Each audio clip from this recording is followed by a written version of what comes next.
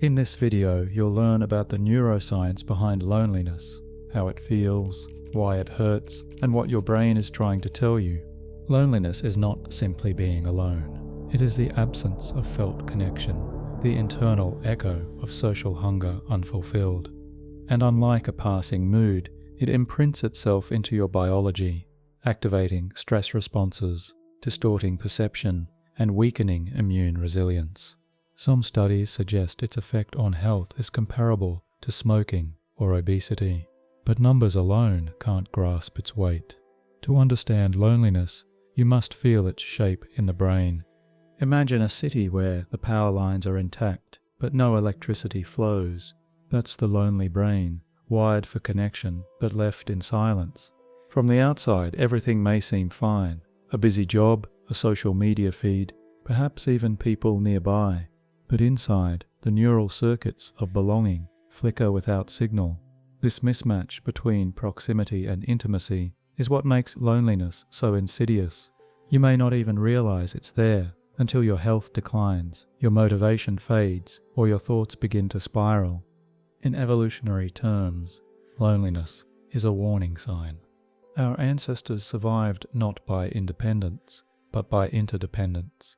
Being excluded from the group was often a death sentence. So the brain evolved mechanisms to alert us when our social ties weakened. These alerts aren't subtle. They come in the form of emotional pain, similar to physical pain. Just as your body screams when burned or cut, your mind protests when it senses social isolation. This neural architecture made sense on the savannah. But in today's hyper-connected yet emotionally fragmented world, those same circuits fire in ways that can become chronic, distorted, and self-reinforcing. You live in the most technologically connected age in history. Messages fly across oceans in seconds. You can scroll through thousands of faces in minutes. And yet, your brain cannot be fooled. It doesn't crave quantity, it craves quality. It doesn't need more interaction, it needs meaningful resonance. A look of understanding, a tone of warmth, a moment of mutual recognition. These are the nutrients of the social brain, and they cannot be replaced by likes or followers. There's a quiet irony here. We've engineered modern life to maximize autonomy. Private homes, personalized feeds, self-checkout lines. Independence is celebrated, even expected. But underneath it all, your brain still longs for tribe. It still scans every conversation for cues of acceptance or rejection. It still floods your bloodstream with cortisol when it perceives exclusion.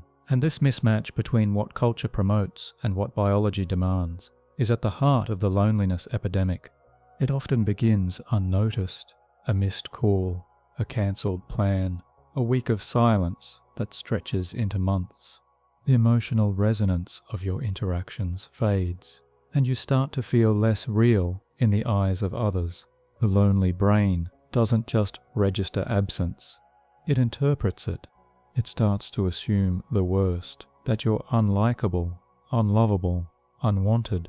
These thoughts, repeated, become neural habits, and habits become architecture. You might wonder, if loneliness is so painful, why don't people just fix it, reach out, make plans, join a group? But the answer lies in the very way loneliness reshapes the mind. The circuits designed to prompt reconnection become distorted. They magnify social threat, reduce trust, and heighten self-consciousness. It becomes harder to feel safe with others. And the more isolated you feel, the harder it is to bridge the gap. What began as a signal becomes a cycle. This is why loneliness often hides in plain sight. It wears the mask of busyness, of competence, of independence. People may go about their days, smiling and performing, while their internal world drifts further from the shores of connection. And when loneliness lingers, it changes not just emotion, but perception. The brain begins to filter reality through a lens of distance. Faces seem less kind. Conversations feel more awkward. Invitations are second-guessed or declined. And yet there is nothing wrong with you if you feel lonely. This isn't a moral flaw or personal failing. It's your brain doing its job, signaling a need unmet, urging you to seek what's missing. The tragedy is not that we feel loneliness. The tragedy is that we don't understand it.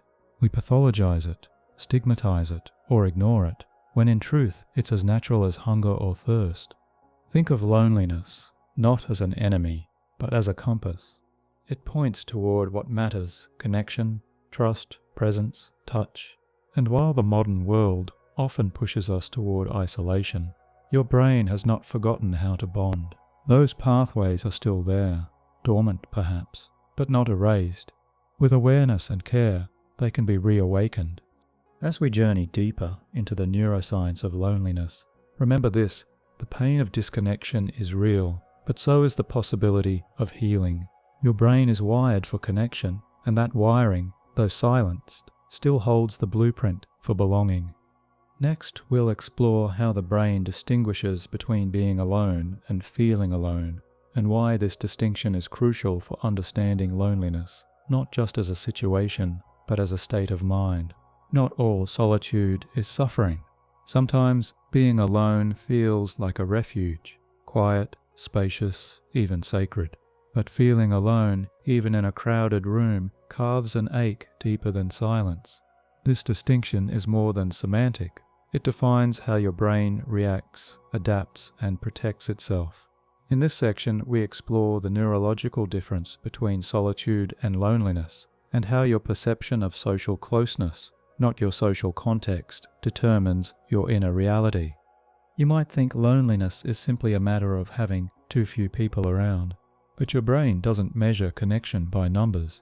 It measures by resonance, how emotionally close you feel to others, how safe, seen, and significant.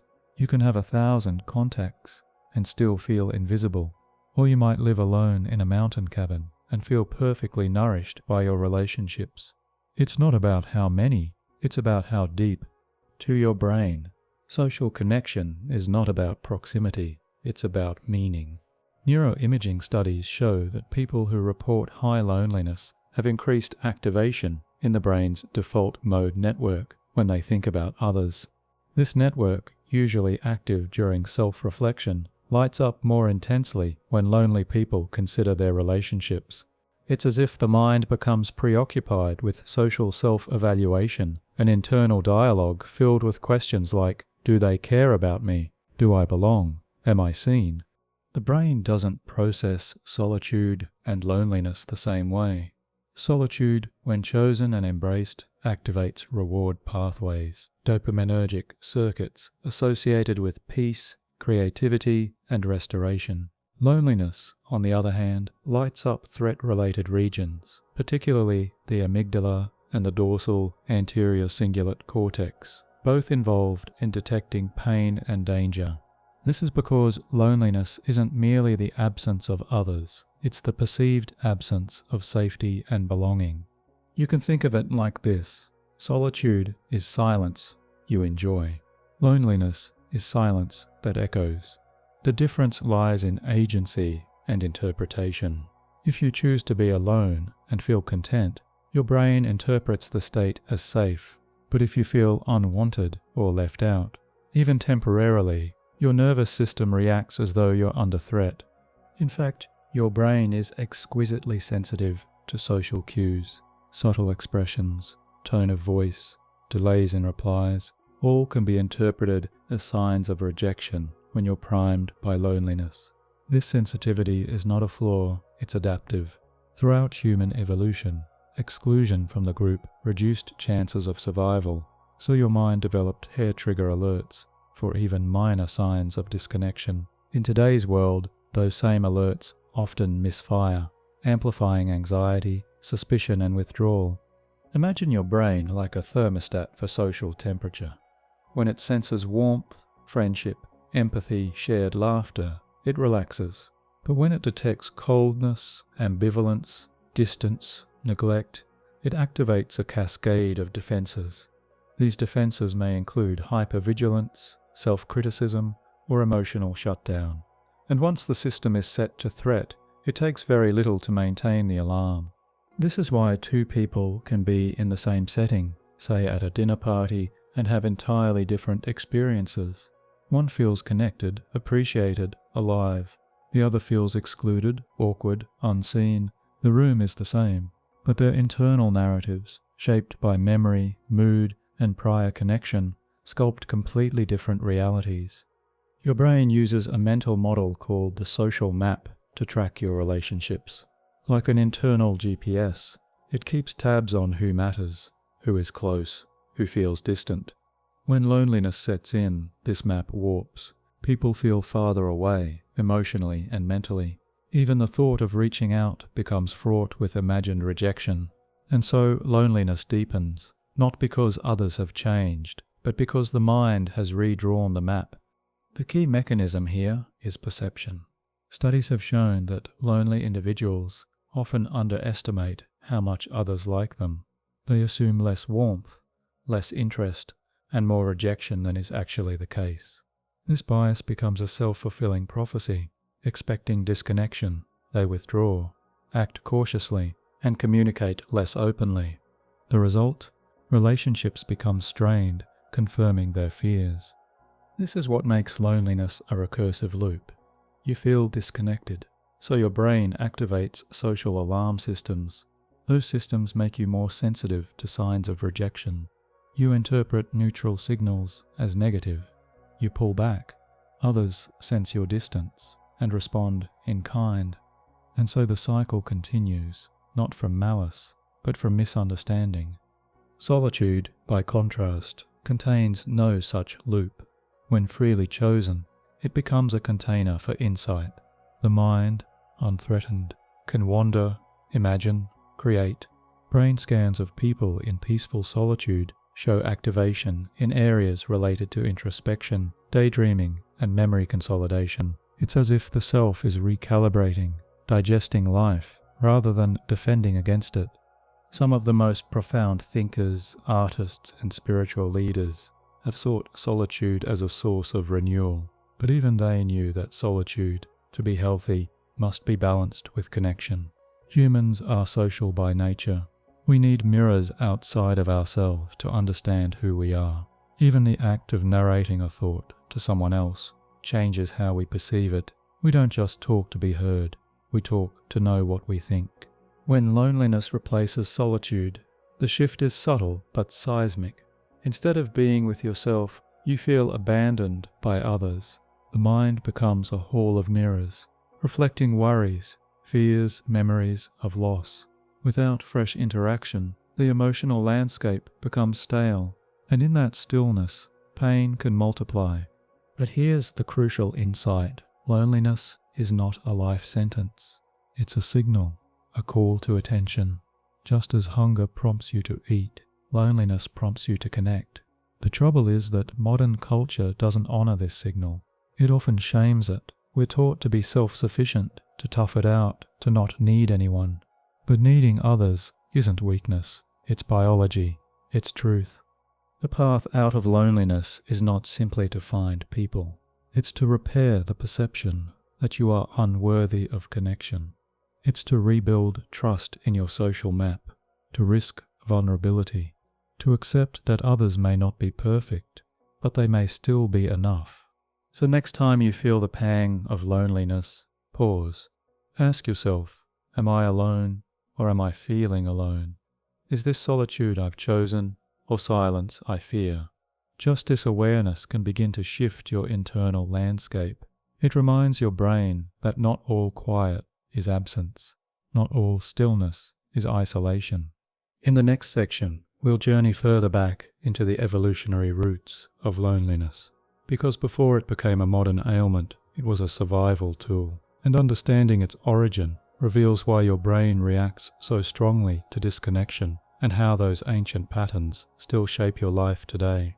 Your brain didn't evolve in isolation. It was forged in tribes, sculpted by centuries of interdependence, where survival hinged not on strength alone, but on belonging.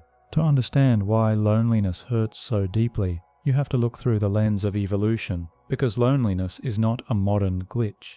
It's an ancient signal, a primal whisper from your biology reminding you you are meant to belong. Imagine life tens of thousands of years ago. The environment was unforgiving. Predators roamed, food was scarce, and safety was found not in solitude, but in numbers. A lone human was vulnerable. But within a group there was warmth, defense, and shared labor. It was the community that allowed the species to thrive, and so the brain began to attach deep importance to social bonds. These bonds weren't just emotional, they were existential. Over time, the brain evolved to treat social disconnection as a survival threat. That's why the pain of rejection or exclusion can feel so visceral. In evolutionary terms, being cast out from the group could mean death. So your nervous system learned to sound alarms when it sensed isolation. These alarms are what we now experience as loneliness. They're not designed to punish you.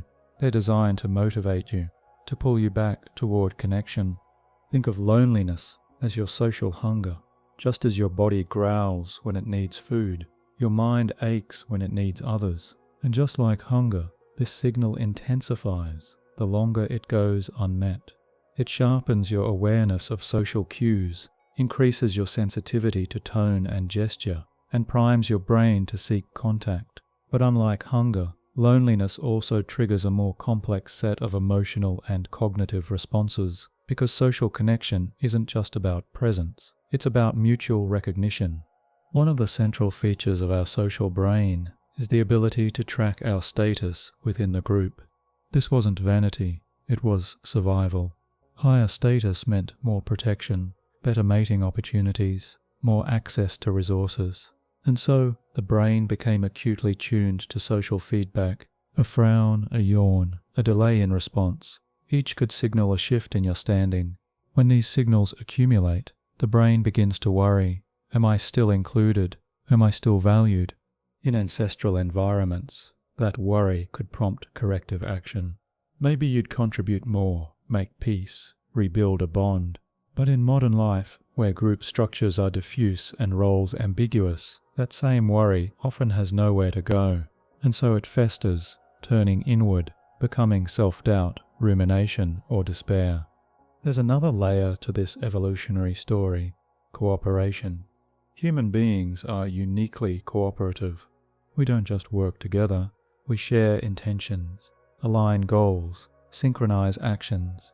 This coordination is so ingrained that even infants show distress when cooperative rhythms are broken. When a caregiver's gaze averts too long, or a lullaby halts mid-phrase, the infant's nervous system reacts. These early experiences teach the brain how connection feels and how its absence stings. Loneliness hijacks this system. It takes the normal desire for connection and infuses it with urgency and fear. The lonely brain becomes hyper-aware of social signals, not just to seek others, but to assess risk. And that's because when we're alone, we're more exposed. Our ancestors would have known this in their bones. Alone meant you couldn't sleep as deeply. Alone meant no one to alert you of danger. Alone meant no one to share the fire or watch your back. This explains why loneliness doesn't just affect your mood. It affects your physiology. Studies have shown that social isolation increases inflammation in the body, elevates cortisol levels, and impairs wound healing. These aren't side effects. They're remnants of an adaptive response. When alone, the body prepares for injury or attack. It tenses, it guards, it assumes danger is near. But here's the paradox. While loneliness evolved to push us toward connection, it also makes connection harder. That's because the more isolated we feel, the more suspicious we become. Our brain interprets neutral cues as negative. We may withdraw to avoid imagined rejection, and in doing so, we inadvertently prolong the very state we're wired to escape. This is known as the loneliness loop. It's a feedback cycle where feeling disconnected alters perception, which then reinforces behavior that sustains disconnection. And unless interrupted through empathy, support, or internal reframing, this loop can become a chronic state. The original purpose of loneliness was short-term redirection, but in the modern world, it often becomes a long-term condition. Part of this is because our social systems have changed faster than our biology. In ancestral tribes, social roles were stable. You belonged by default. You knew your place, your contribution, your ties. Today, those ties are more fluid. People move, change jobs, lose touch. Social media gives the illusion of connection without its substance, and the brain, still wired for face-to-face attunement, struggles to translate pixels into presence. Yet even within this modern context, the ancient wiring remains. Your brain is still scanning for safety in others' eyes, still measuring tone for threat or welcome, still longing to be part of something larger. And this longing is not weakness, it's design. You are not meant to do this alone. It's also important to understand that loneliness is not a personal failing, it's a collective signal. If many people feel it, it means something is misaligned in how we live. Our environments may be abundant in material goods, but impoverished in emotional nourishment. We may have information, but lack intimacy, and so the signal gets louder. Think of it like this. Loneliness is the smoke. Disconnection is the fire.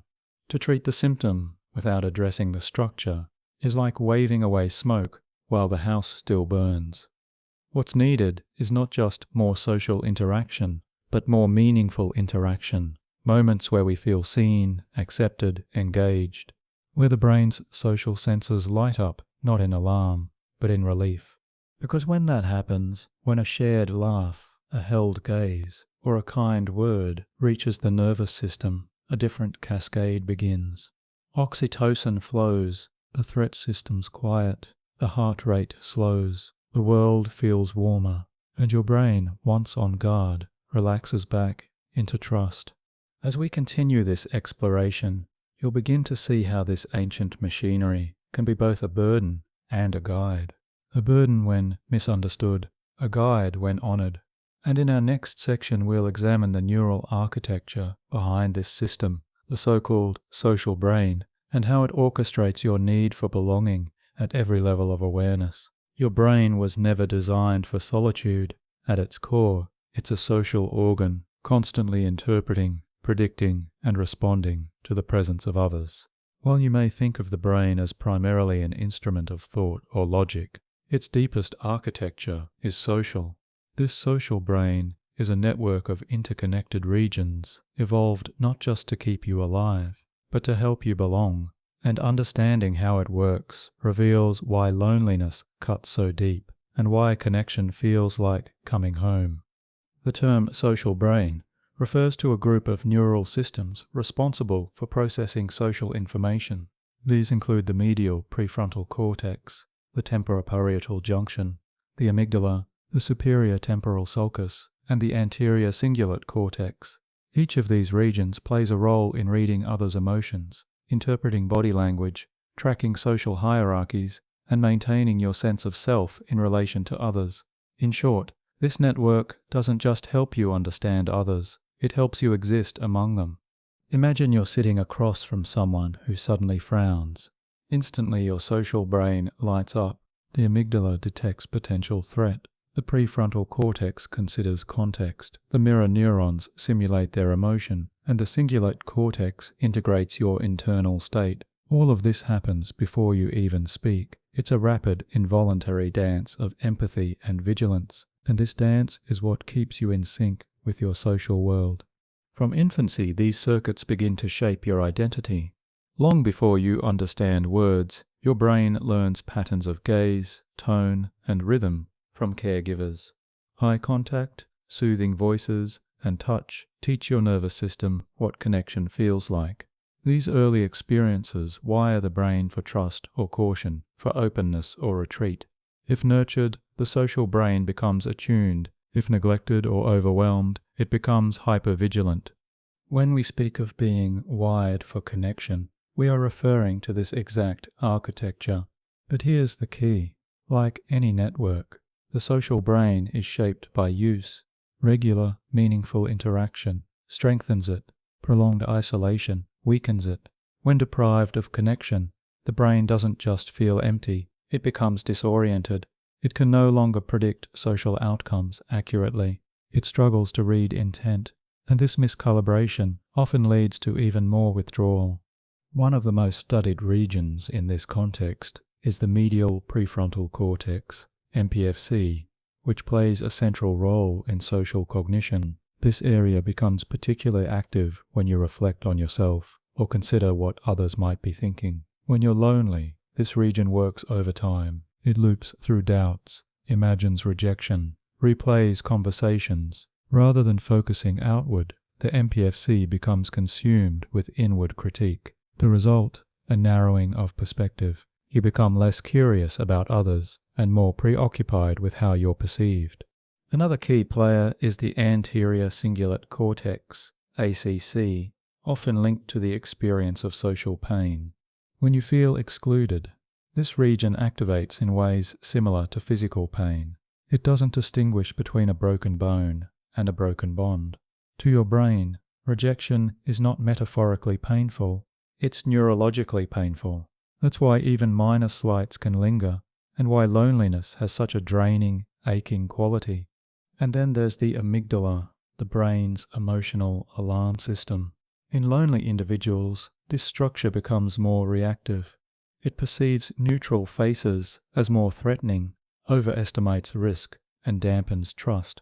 This creates a powerful paradox. The lonelier you are, the more your brain sees others as dangerous, and the more it sees others as dangerous, the more you isolate yourself. This neural loop explains why loneliness can feel so hard to break. It's not just that you feel disconnected, it's that your brain starts treating connection as a risk rather than a reward. And so the social brain, designed to bring you closer, begins to keep you apart. But not all is lost. These patterns are not fixed. The social brain is remarkably plastic. It can learn new ways of relating. It can be rewired by consistent, compassionate interaction. Simple experiences like eye contact, shared laughter, or a gentle touch send signals that recalibrate trust. Over time, they help the brain relax its defenses and reopen to belonging. Consider mirror neurons. These special cells activate not only when you perform an action, but when you observe someone else performing it. If you see someone smile, your mirror neurons simulate the feeling. They help you feel with others, not just think about them. In loneliness, this mirroring weakens. You become more internally focused, less attuned, but with practice, through genuine presence, deep listening, and shared emotion, this system awakens again. Another fascinating element of the social brain is the default mode network, DMN, which becomes active during rest and self-referential thought. In the lonely brain, this network often loops through rumination and regret. But when you're connected, the DMN engages in more balanced self-other reflections. In essence, connection reshapes even your inner monologue. It quiets the spiral of self-doubt and opens space for empathy, not just toward others, but toward yourself. All of this underscores a profound truth. Connection is not just emotional, it is neurological. The brain needs social resonance, the way the body needs sleep. Without it, neural systems drift into dysregulation, but with it, they find rhythm, clarity, and ease. You may have noticed this in your own life. After a deep conversation or a warm gathering, you feel more grounded. Your thoughts are clearer, your breath slower. That's not just mood. It's your nervous system returning to safety. Your social brain, having registered connection, begins to function as intended. This is why healing loneliness isn't just about adding people to your calendar. It's about retraining the brain to trust, to perceive safety in presence, and to interpret closeness accurately. It requires gentleness, patience, and repetition. But the brain is always listening. Every moment of connection is a message. You are not alone. As we move forward, we'll look closer at the specific mechanisms of pain in the social brain, because while we often speak of emotional hurt metaphorically, the brain registers it in tangible physiological ways. Next, we'll explore why rejection stings so much, and how your brain uses pain to protect, alert, and sometimes mislead. There is a reason why being left out feels like being punched in the chest, why a cold shoulder can sting more than a slap. Your brain does not separate emotional pain from physical pain. It processes them through overlapping pathways. To your nervous system, social rejection is not just an abstract concept, it is a real wound. And this convergence of pain, emotional and physical, offers profound insight into the nature of loneliness and why it hurts as deeply as it does. At the heart of this phenomenon lies the anterior cingulate cortex, ACC, a region nestled within the brain's limbic system. The ACC plays a vital role in processing both physical pain and the pain of social exclusion. When you stub your toe or burn your hand, the ACC lights up, but it also activates when you're ignored, excluded, or made to feel invisible. This overlap isn't incidental, it's evolutionary. For most of human history, social bonds were not optional. They were essential for survival. A baby separated from its caregiver faced danger. A hunter isolated from the tribe lost protection. So evolution encoded the pain of disconnection into the same circuits used to detect bodily harm. This made emotional wounds impossible to ignore. Rejection wasn't just sad, it was dangerous, painful, motivating. That's why the language we use to describe these experiences is not metaphorical, it's neurologically accurate. Heartbreak, crushed, gut-wrenching. These expressions map onto real physical sensations. When someone you care about pulls away or pushes you out, your chest tightens, your stomach knots, your throat closes. These are not dramatic flourishes. They are signals from your brain's survival systems, urging you to respond, to reconnect, to seek safety. But this wiring can also become a trap. The more socially vulnerable you feel, the more intensely your brain reacts to perceived rejection. Even minor slights, an unanswered text, a lukewarm tone can provoke disproportionate distress. The ACC doesn't differentiate well between degrees of exclusion. It simply alerts something is wrong. You are at risk. This sensitivity, while protective in the past, can become paralyzing in the present. Another region involved in this pain matrix is the insula, responsible for integrating bodily sensations and emotional states. The insula helps you feel your feelings, literally.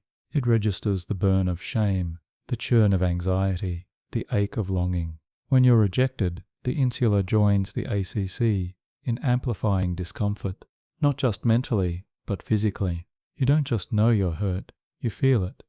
And perhaps most intriguingly, studies have shown that common painkillers, like acetaminophen, can reduce the pain of rejection.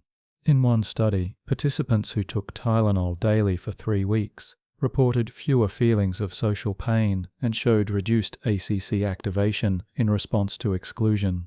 While this is not a recommendation for treatment, it illustrates a striking point. The brain treats loneliness as if it's injury, and it responds accordingly. This deep neural intertwining explains why loneliness takes such a toll on the body. Chronic social pain keeps the stress response activated. Cortisol remains elevated. Inflammation increases. Blood pressure rises. Sleep is disrupted. The immune system weakens. Over time, these effects compound, leading to greater risk for cardiovascular disease, metabolic disorders, and even early mortality. But beyond the physiology, the subjective experience of rejection reshapes how we relate to the world. Once hurt, the brain becomes wary. It anticipates future pain. It scans for danger where there may be none. The social radar, once attuned for resonance, recalibrates for avoidance. And in doing so, it often reinforces isolation. Consider the phenomenon of rejection sensitivity. This is a heightened tendency to expect and overreact to perceived social slights. People with high rejection sensitivity often misinterpret ambiguous cues, reading indifference as dislike, distraction as disapproval, and the more they anticipate rejection, the more they pull back or act defensively. The result? A self-fulfilling prophecy. The very pain they fear becomes the pain they reproduce. Yet, in all of this, your brain is not being irrational. It is doing exactly what it evolved to do: protect. When pain signals danger, it urges caution. When social wounds accumulate, it encourages withdrawal. These responses were once life-saving, but in the modern world, where many forms of exclusion are subtle or symbolic, the same responses can become maladaptive. Still, there is hope in understanding this mechanism. Just as physical pain motivates healing behaviors, rest, care, protection, social pain can motivate reconnection. If met with compassion and awareness, it becomes a guide rather than a trap. The key is to recognize the pain for what it is, not a sign of weakness, but a message from your nervous system, asking for connection. In therapeutic settings, simply acknowledging the reality of social pain can be transformative. People often carry shame about their loneliness, believing they are too needy or too fragile. But when they learn that their brain treats rejection like injury, their self-perception shifts. They begin to see their sensitivity not as a flaw, but as a signal, and that shift opens the door to healing. Because the antidote to social pain is not numbness, it's resonance, a shared moment, a warm glance, a kind word.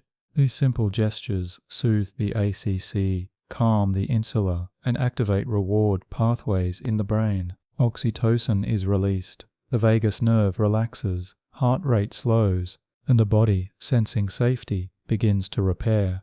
But just as social pain leaves marks, so does social joy. Your brain remembers laughter. It records the warmth of being understood.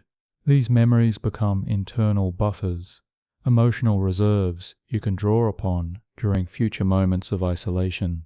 This is why small moments of connection matter so deeply. They aren't fleeting, they're formative.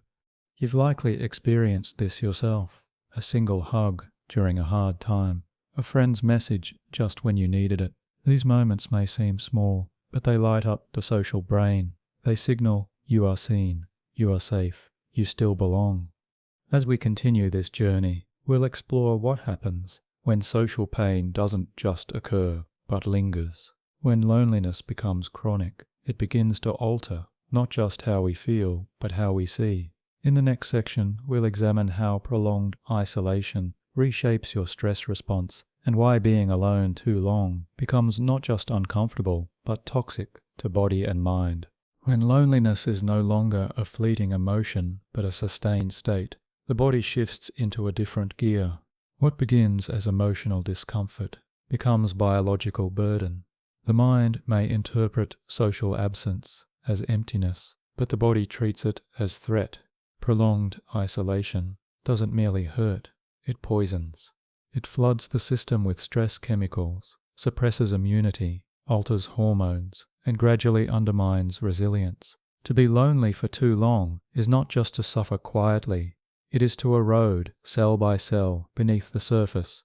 Your body is not indifferent to your emotional landscape.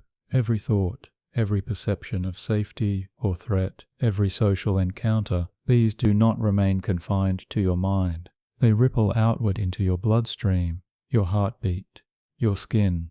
This intimate connection between psyche and soma is nowhere more evident than in the chronic stress responses triggered by loneliness. At the core of this stress response is the hypothalamic pituitary adrenal HPA axis. This system governs your body's reaction to danger, real or imagined. When you feel threatened physically or socially, the HPA axis activates, prompting the release of cortisol, the primary stress hormone. In short bursts, cortisol is useful. It heightens awareness, increases glucose for quick energy, and suppresses non-essential functions. But when social disconnection becomes a constant, this system stays active longer than intended. Chronic activation of the HPA axis due to loneliness results in sustained cortisol exposure. Over time, this creates wear and tear on the body, a process scientists call allostatic load. It's like running a car engine in high gear for too long. Eventually, systems begin to falter, blood pressure rises, inflammation becomes widespread, sleep becomes shallow or fragmented, digestion is compromised, and perhaps most quietly, the immune system begins to fail. Studies show that lonely individuals have weakened immune responses. They produce fewer antibodies in response to vaccines. They take longer to recover from wounds. They're more susceptible to viral infections, and when they do get sick, symptoms tend to be more severe. This is not coincidental. It's a direct consequence of stress chemistry. Cortisol, while anti-inflammatory in short bursts, becomes immunosuppressive when chronically elevated. It essentially tells the body, brace for survival, not repair. In evolutionary terms, this makes sense. If you were isolated from the tribe, your greatest risk wasn't infection, it was injury. So the body shifted resources toward vigilance and away from restoration. Today, that ancient logic backfires. We sit alone not in forests, but in apartments, cubicles, and bedrooms. Yet our bodies still prepare for attack, not knowing that the real wound is emotional, beyond immunity. Loneliness affects the cardiovascular system. Cortisol stiffens blood vessels, raises heart rate, and encourages plaque buildup. Over time, these changes increase the risk of hypertension, heart disease, and stroke. Loneliness also affects sleep, both in duration and quality. Isolated individuals tend to sleep less deeply, waking more often throughout the night. This fragmented rest further destabilizes hormones, elevates blood sugar, and accelerates aging. But perhaps most insidious is how chronic loneliness reshapes the brain itself. Persistent social stress alters the structure of key neural regions. The hippocampus, essential for memory and emotional regulation, shrinks under prolonged cortisol exposure. The prefrontal cortex, which governs decision-making and impulse control, becomes less efficient. Meanwhile, the amygdala, the brain's threat detector, grows more reactive. The result is a mind less able to cope, more prone to anxiety, and increasingly trapped in a cycle of fear and fatigue. This neurobiological shift has profound implications. It means that loneliness isn't just a matter of feeling bad. It changes how you think, what you notice, and even how you remember. Isolated individuals tend to recall negative experiences more vividly and interpret ambiguous events more pessimistically. Their attention becomes biased toward threat. This cognitive lens makes reconnection harder, not because others have changed, but because perception itself has narrowed. And this is where loneliness becomes truly dangerous. Not only does it compromise the body, it convinces the mind that connection is no longer safe or possible. The world feels more hostile. Others seem less trustworthy. The very systems designed to promote bonding now promote avoidance. This is the toxic cocktail, physical decline blended with psychological withdrawal. Yet even in this spiral, the brain remains open to repair. The same plasticity that allows for negative adaptation can also enable recovery. One powerful pathway is through what psychologists call social buffering. When you experience genuine connection, even briefly, your stress response begins to ease. Oxytocin, often called the bonding hormone, is released during positive social contact. It counteracts cortisol, reduces inflammation, and promotes relaxation. Heart rate variability improves, signaling a shift from survival to safety. Even small moments matter. A shared smile, a sincere text, a comforting voice. Each can soften the HPA axis, calm the amygdala, and signal to the brain you are not alone. These micro-interactions don't need to be grand. Their power lies in resonance, not spectacle. This is why interventions for loneliness often focus not just on increasing social activity, but on improving the quality of connection. It's not about filling your calendar. It's about finding moments where you feel seen, heard, and held in the mind of another, because those moments are not just emotionally satisfying, they're biologically healing.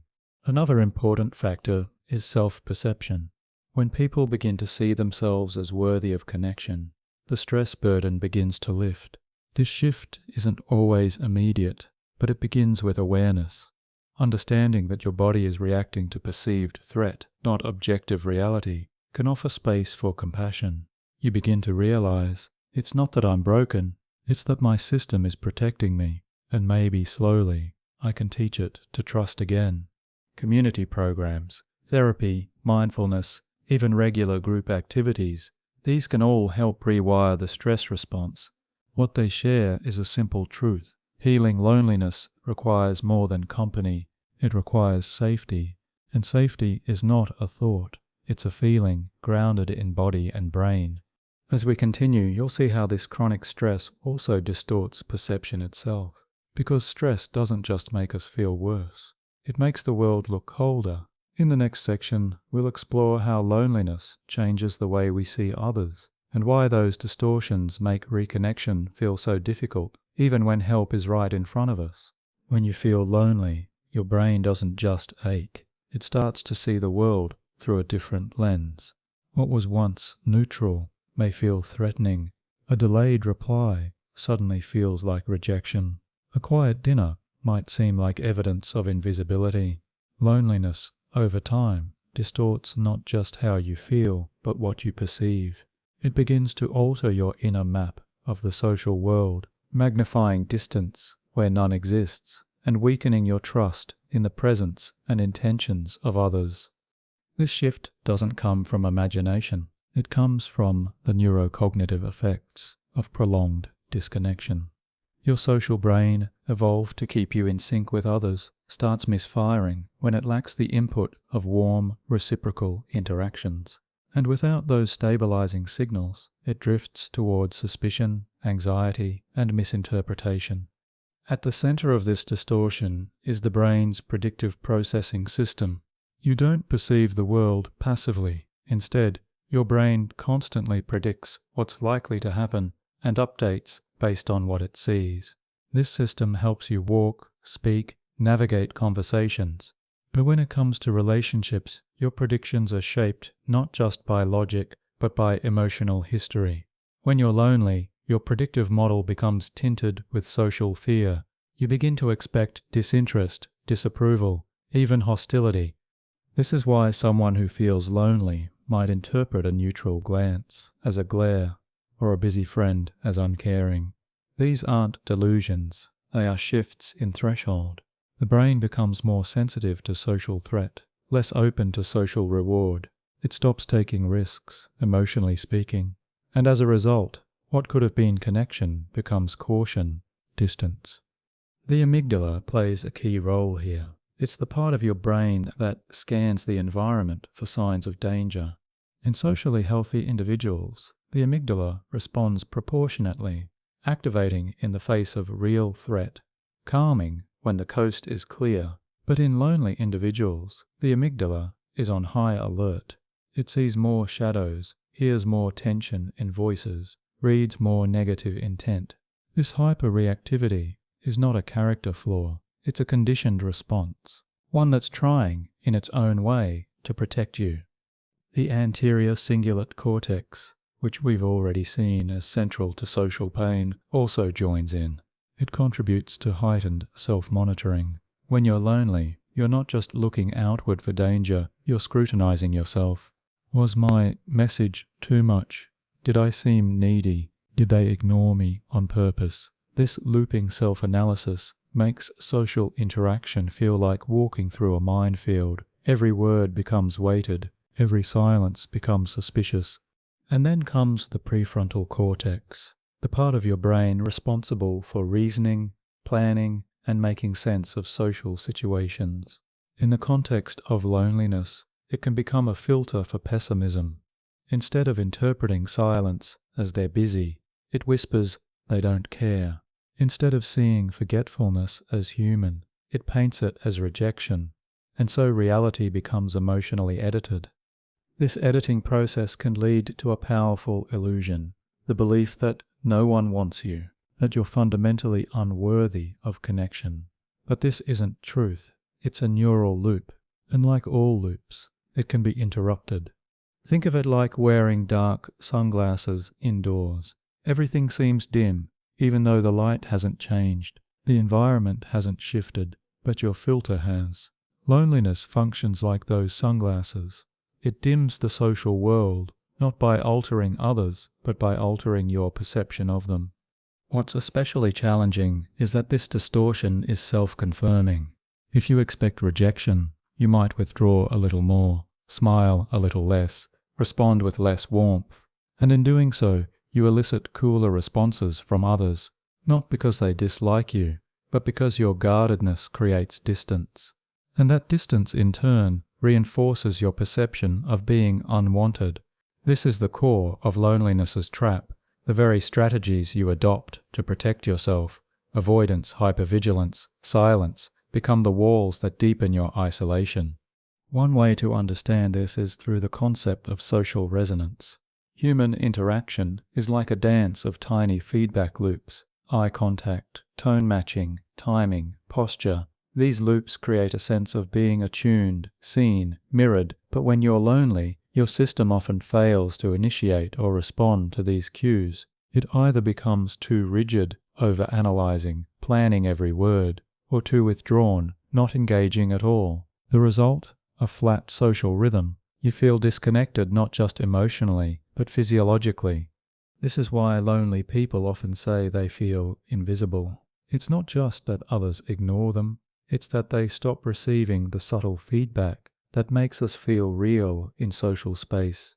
Without this feedback, your sense of self becomes blurry. You start to doubt your own value, your place in others' minds.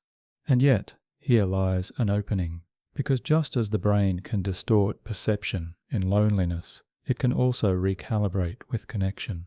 Even small, positive interactions begin to shift the filters. A kind word, an unexpected laugh, a shared glance. These moments update the brain's predictions. They whisper, "Not everyone is dangerous. You are still welcome. The world is not as cold as you feared."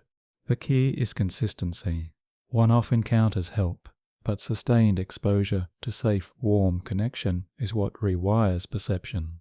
Over time, the amygdala calms. The anterior cingulate releases its grip. The prefrontal cortex begins to interpret signals more generously, and gradually the social world regains its nuance, its warmth. Another important aspect is internal dialogue. Loneliness often amplifies the inner critic, but with intention that voice can shift. Through mindfulness, therapy, journaling, or even compassionate self-reflection, you can begin to install a different narrative, one that says, "I may feel this way, but it's not the whole truth. My perception is shaped by pain, not reality." This self-awareness doesn't fix everything, but it creates space, a gap between the feeling and the story. And in that space, change becomes possible. You start to notice when your mind jumps to conclusions. You pause before withdrawing. You try again, even if awkwardly. And those small attempts, those micro-corrections, begin to restore your inner map. As we move forward, we'll explore how loneliness doesn't just change what we see, it changes what we fear. Because once the world looks distant, the idea of reconnecting begins to feel dangerous. In the next section, we'll examine the loneliness paradox, how the very state that demands connection also makes us afraid of it.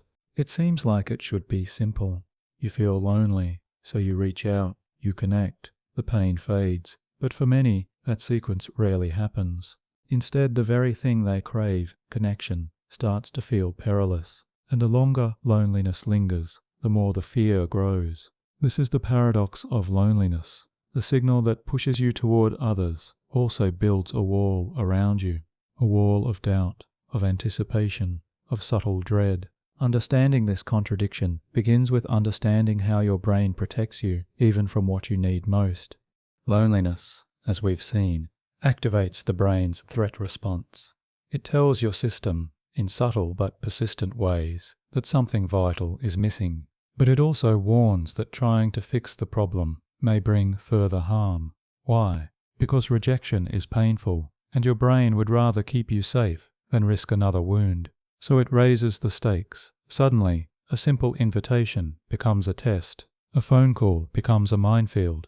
Your mind starts to imagine the worst. What if they're busy? What if I'm bothering them? What if I sound desperate? This fear doesn't arise from weakness. It's a strategy. When your social brain senses vulnerability, it errs on the side of caution. It inflates the threat of rejection to keep you from venturing too far into uncertain emotional terrain. In doing so, it builds a buffer, a kind of emotional armor that discourages the very openness needed for connection. At the heart of this response is the amygdala, constantly scanning for social danger. In loneliness, its sensitivity increases, especially toward perceived rejection. You might feel tense before sending a message, second-guess your words, or overanalyze a friend's silence. These reactions aren't conscious choices. They're reflexes born from a brain trying to avoid further hurt. The prefrontal cortex joins in, creating scenarios, running simulations. You imagine the text that never comes, the awkward silence in the room, a half-hearted smile. You think better not to try than to risk that pain again. But the longer you avoid connection, the more alien it feels. Social muscles, like physical ones, weaken with disuse. Interactions become harder to interpret, harder to enjoy. The unknown becomes the unsafe. One of the most powerful forces behind this fear is memory. When we're lonely, our mind often retrieves past experiences of exclusion or embarrassment. These memories feel more vivid, more urgent. This is no accident. The hippocampus, involved in memory formation, is tightly linked with the amygdala. Together they prioritize emotionally intense memories, especially those tied to social pain. Your mind recalls the time you were left out, ignored, misunderstood, and those recollections shape your expectations going forward. This is what makes reconnection so emotionally loaded. The moment of choice to reach out, to speak up, feels disproportionately risky. Your brain replays every prior rejection and overlays it onto the present. Even if your rational mind knows better, your nervous system hesitates, and this hesitation often leads to inaction. The silence deepens. The cycle continues. There's another subtle mechanism at play: identity. The longer you feel disconnected, the more your sense of self shifts. You begin to see yourself as the lonely one, the outsider, the person no one wants around. These labels, even if unspoken, take root, and once internalized, they influence behavior. You might withdraw from gatherings, decline invitations, avoid eye contact, not because others pushed you away, but because you now expect to be unwelcome. This shift in self-image is one of loneliness's most damaging effects. It doesn't just make you feel alone, it makes you believe that you're meant to be, that somehow your isolation is deserved or inevitable. And so even when opportunities for connection arise, you may dismiss them. They're just being polite. They don't really want me there. I'll only bring the mood down.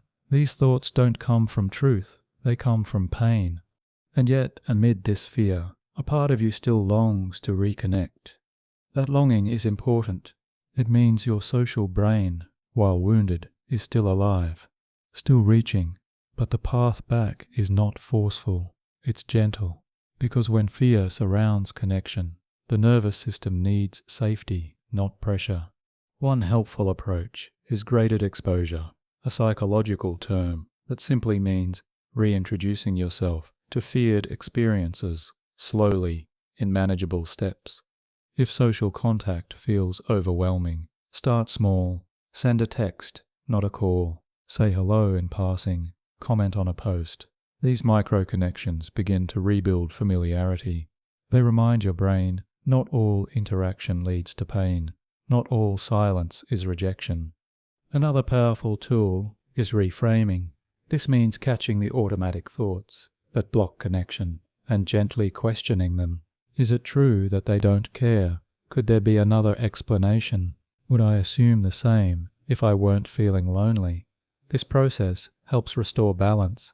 It breaks the chain between emotion and assumption. Self-compassion is also vital. Many people criticize themselves for feeling lonely. They call themselves needy, awkward, broken.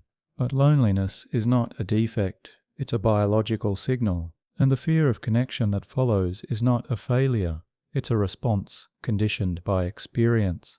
Recognizing this can ease the internal battle. You don't need to fix yourself, you need to soothe yourself. To say, in essence, it's okay that this feels hard. It makes sense, and I can take one step anyway. Social connection, at its core, is not about performance, it's about presence. The goal is not to impress or entertain, it's to show up in your humanity and offer that space to someone else. Often, the most meaningful moments of reconnection are the simplest: sharing silence, exchanging a look, asking sincerely, "How are you?" These gestures cut through fear, they signal trust, and trust once seeded grows. There will be setbacks.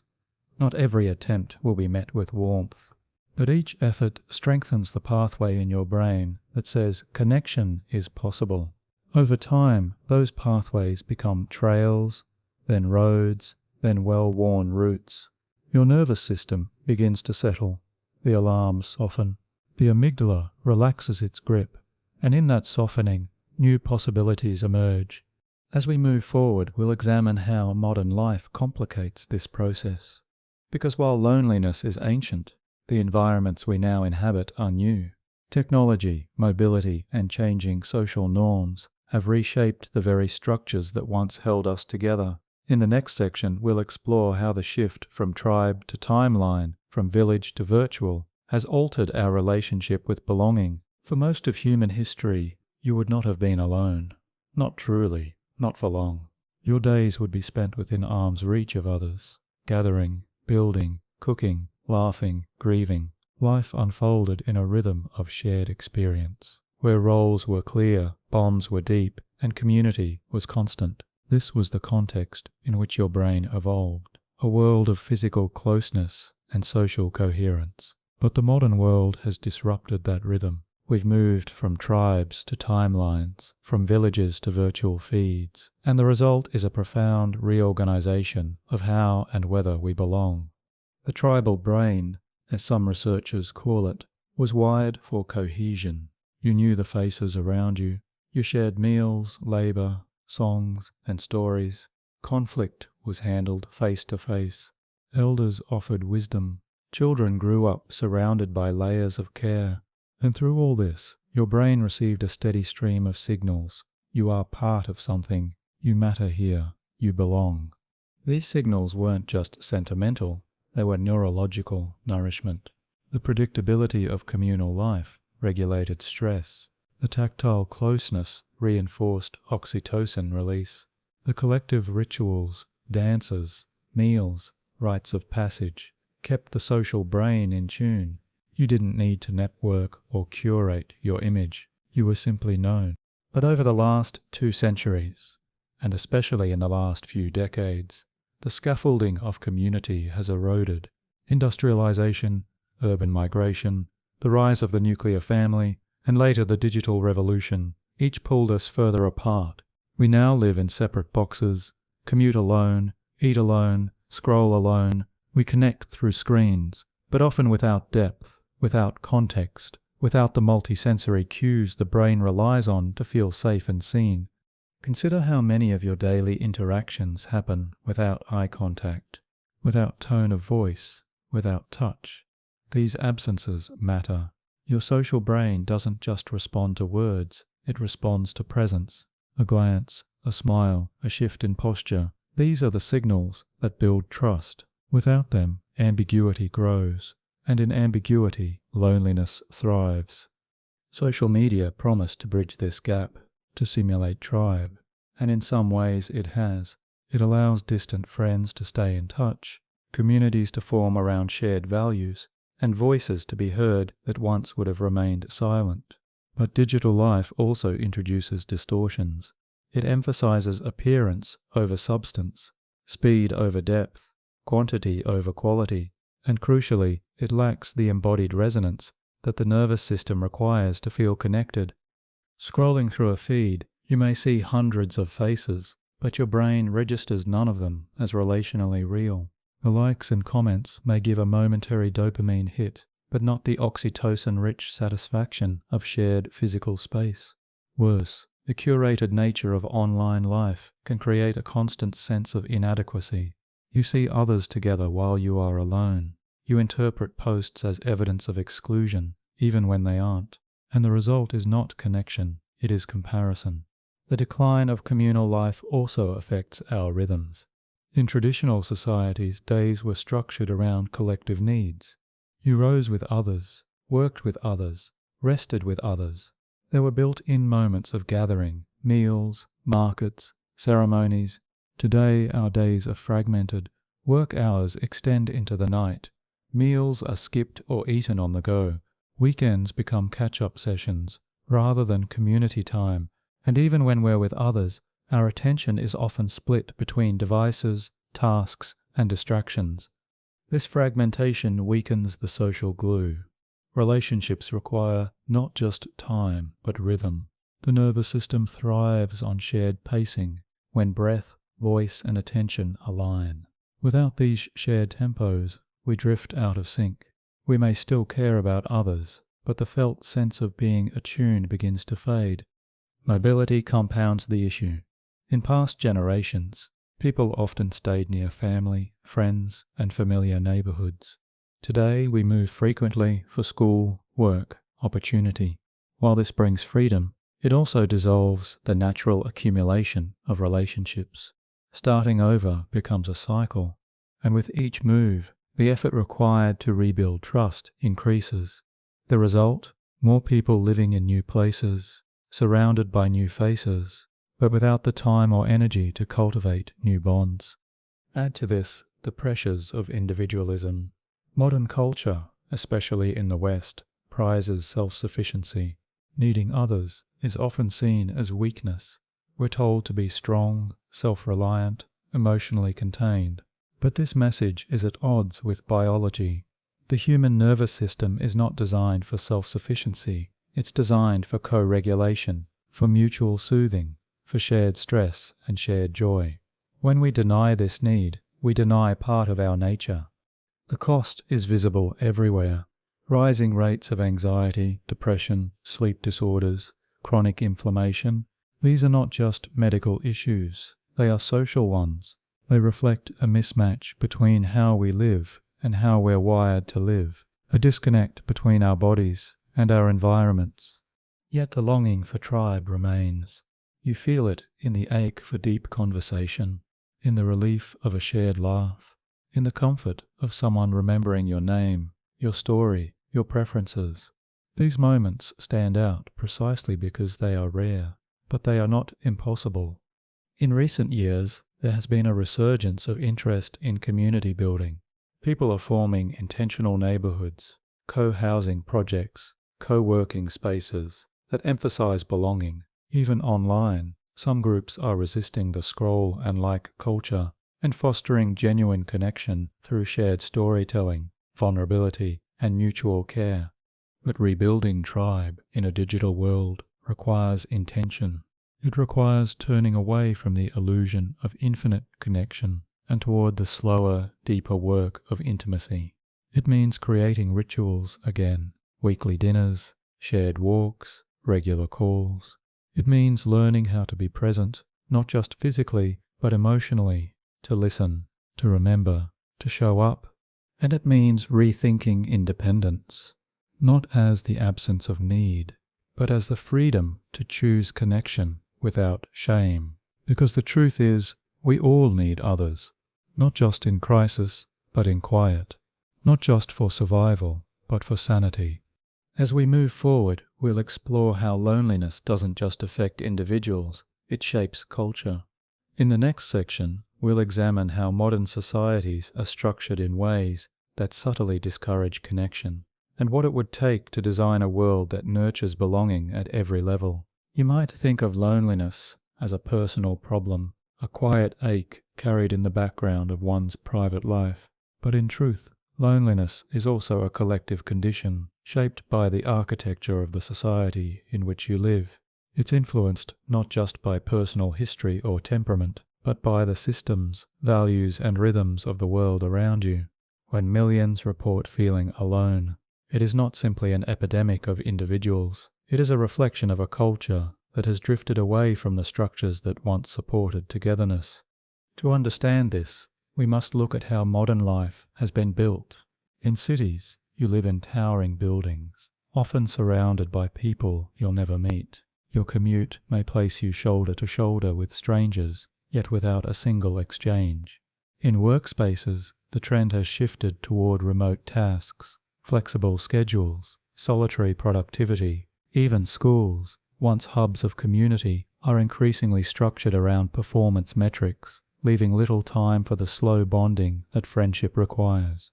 And then there's the economy. Capitalism, for all its innovation, tends to prioritize efficiency over intimacy. Time is money, productivity is prized, leisure becomes a luxury rather than a space for reconnection. Under this pressure, relationships are often treated as secondary, to be squeezed into evenings, weekends, or brief online check-ins. Depth gives way to convenience. The emotional texture of human life is compressed. Housing patterns reflect the same shift. Urban planning, in many modern cities, favors separation, single-family homes, fenced yards, and the disappearance of shared public spaces. Where once people gathered on porches or shared courtyards, now they retreat behind doors, inside climate-controlled rooms, connected to the world only by screens. The street, once a place of encounter, becomes merely a corridor to pass through. Policies also play a role. In many places, there's little structural support for caregiving, friendship, or social wellness. Paid leave is rare, elder care is isolated, childcare is outsourced. Those raising families often do so in silos, while elders live in retirement communities disconnected from younger generations. This fragmentation reduces the multi-generational interplay that once anchored communities, leaving people to navigate their lives in narrower emotional circles. And yet, even as the structures around us drift toward separation, the rhetoric of connection persists. Advertisements promise community. Apps offer instant friendships. Platforms sell belonging through brand identity. But these are simulations, carefully crafted mirages of connection. They give the illusion of intimacy while often deepening the divide, because true belonging cannot be marketed. It must be experienced in the unfiltered, often messy rhythms of real human interaction. The irony is painful. In a world that speaks endlessly about connection, many feel more isolated than ever, and this dissonance creates a quiet shame. If everyone else appears to be social, engaged, vibrant, why am I alone? The result is not only loneliness, but a sense of failure, as if disconnection is a personal shortcoming rather than a cultural artifact. This belief is reinforced by the hyper-individualism of modern life. From an early age, you're taught to stand out, be independent, forge your path. Dependence is framed as weakness. Asking for help is often discouraged. And so when loneliness arises, many retreat further. Better to appear self-contained than risk revealing need.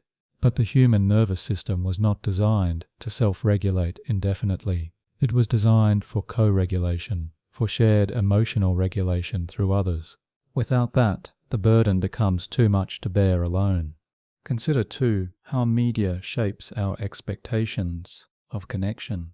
Romantic comedies, sitcoms, social feeds all tend to highlight the peak moments, the passionate confession, the dramatic rescue, the perfect brunch. Rarely do they show the slow, sometimes awkward process of building real relationships, the cancellations, the silences, the missed cues. And so when reality falls short of the highlight reel, we assume something is wrong. We compare our everyday to others' best moments, forgetting that intimacy is not a performance, it's a process. The result is a pervasive loneliness that is both invisible and normalized. You can go days, weeks, even months without meaningful touch or conversation, and no alarm sounds.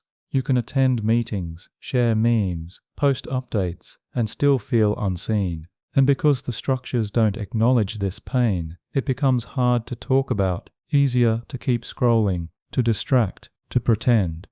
But while culture shapes disconnection, it can also be redesigned to support belonging. The first step is visibility, naming loneliness, not as a taboo, but as a common human signal, normalizing it, validating it, creating spaces where people can speak openly about the ache without being pathologized or pitied. Some cities have begun to recognize this. In the UK, a Ministry of Loneliness was established to address social isolation as a public health issue. Urban planners are exploring social infrastructure, spaces designed not just for function, but for encounter. Libraries, parks, community centres. Workplaces are experimenting with more collaborative rhythms. Schools are introducing emotional literacy and peer support programs. These changes, though gradual, signal a shift from efficiency to empathy, from separation to connection. On a personal level, reclaiming community means stepping outside the transactional mindset. Not every encounter needs to be useful. Some conversations exist simply to be shared. Some gatherings have no agenda but presence. Slowing down, allowing for serendipity, making room for mutual care. These are small acts of resistance against a culture of disconnection. It also means redefining success, not just in terms of income or achievement, but in terms of relational wealth. How many people know your story? How often do you feel safe enough to exhale? How many spaces allow you to be fully human, unfiltered, unhurried? Because ultimately, the antidote to loneliness is not found in optimization, but in presence, not in likes or metrics, but in moments. And those moments flourish not by accident, but by design. When culture makes room for connection, physically, emotionally, socially, the nervous system responds, stress decreases, trust increases, and slowly a new rhythm emerges. As we continue, we'll begin to explore what connection truly feels like, not just as a remedy for loneliness, but as a state of nervous system regulation, emotional synchrony, and deep mutual attunement. Because connection isn't merely the opposite of loneliness, it's a distinct and beautiful phenomenon in its own right. Connection is not a thought. It is not an opinion, a label, or a measurable fact. It is a felt sense, a full-bodied recognition that you are safe, seen, and resonating with another. When it happens, it may not look extraordinary from the outside. A glance held a second longer, a breath released in tandem, a silence filled not with tension, but trust. These moments are the currency of connection, and they register not in the mind first, but in the nervous system. Your body knows before you do. It knows when someone is present, not just physically, but emotionally. It senses when attention is genuine, when curiosity is sincere, and in those moments, it relaxes. The shoulders drop, the breath deepens, the heart rate slows. What you're experiencing in these moments is co-regulation, a biological synchrony between two systems, communicating safety beneath the surface of words. This process begins before you're even born. Infants are wired to attune to caregivers. They scan for facial expression, voice tone, and rhythm. When a parent smiles gently, speaks softly, holds the child with warmth, the baby's system stabilizes, cortisol decreases, oxytocin increases, and the blueprint for connection is laid, not in ideas, but in embodied experience. We learn from the beginning that the presence of another can regulate the chaos within. This same system persists into adulthood. You may not realize it, but your body is constantly tracking cues of safety or threat in others. These cues, known in neuroscience as neuroception, operate below consciousness. A tense jaw, a sudden movement, a flat tone. All of these can register as danger, even if the person means no harm. On the other hand, a warm smile, a relaxed posture, an attuned silence can send powerful signals of safety. When these signals align, something shifts. You feel met, understood, not in the abstract, but in the core of your being. And this is what makes connection so nourishing. It doesn't just make you feel good. It restores regulation to your nervous system. It quiets the alarms. It invites calm. This is why people speak of feeling at home with someone. The phrase is literal. Your body feels as it does when it's safe to rest.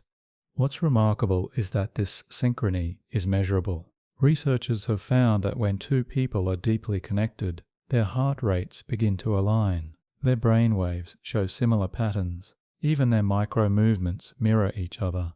This is not mimicry, it's resonance, a subtle dance of physiology that tells both nervous systems you are not alone. And the effects are lasting. A single, truly attuned interaction can shift your entire day. It can soften anxiety, reduce pain, even change how you interpret events. Because when you are regulated, the world feels less threatening, challenges become manageable, the unknown becomes less daunting, you become more open, emotionally, cognitively, socially. This is why connection is more than a remedy for loneliness. It is a foundational state of health. Without it, your system remains vigilant, braced for disappointment. With it, you enter a mode of restoration, healing, growth. But what makes connection different from mere interaction? Intent, attention, presence. You can be in a room full of people and still feel utterly alone. But one person truly present can shift your entire state. It's not about words, it's about attunement. Are they really here with you? Are they listening not just to respond, but to understand? Are they holding space for your experience, even if they don't fix it? These are subtle arts. They are not taught in school, yet they are among the most vital skills a person can develop. To offer your presence is to offer regulation. To offer regulation is to offer healing. And this works in both directions. When you connect with someone, their nervous system responds too. Connection is not something you receive passively. It's something you co-create. It's mutual. You become a tuning fork for each other, resonating into alignment. This is especially true in moments of shared vulnerability, when someone trusts you with their truth, and you respond with empathy rather than judgment. Something powerful happens. Shame diminishes. Fear recedes. The story changes. The nervous system says, I can show more of myself here. And in that space, relationships deepen. Of course, not every connection is instant. Sometimes it takes time for safety to build, for the nervous system to relax. That's normal. What matters is the consistency of presence, the willingness to return again and again with sincerity. Over time, these micro moments accumulate. They become the tissue of trust. Touch can also play a role. A hand on the shoulder, a warm embrace. When welcomed, these gestures reinforce connection at a primal level. They release oxytocin, reduce cortisol, and deepen emotional bonds. But even without touch, connection can flourish through voice, eye contact, shared silence. What matters is the quality of attention. In our modern world, this kind of presence has become rare. Distraction is everywhere. Devices divide attention. Time feels scarce. But the nervous system cannot be fooled. It knows when someone is with you fully, and it knows when they are not. Reclaiming connection, then, is a practice of slowing down, of choosing depth over speed, quality over quantity. It's asking not just, did we talk, but did we attune? Not just, did they hear me, but did they feel me? Because ultimately, the deepest hunger of the lonely brain is not for company, it's for resonance, for the experience of being mirrored, met, known. As we move forward, we'll explore how connection impacts not only the nervous system, but the brain's chemistry. Because every time you experience true belonging, your biology responds with a cocktail of reward. And understanding that chemistry can help us create more of these moments, both for ourselves and for others.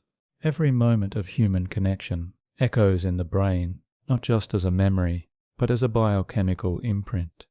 When you feel truly seen, truly safe, your brain rewards you.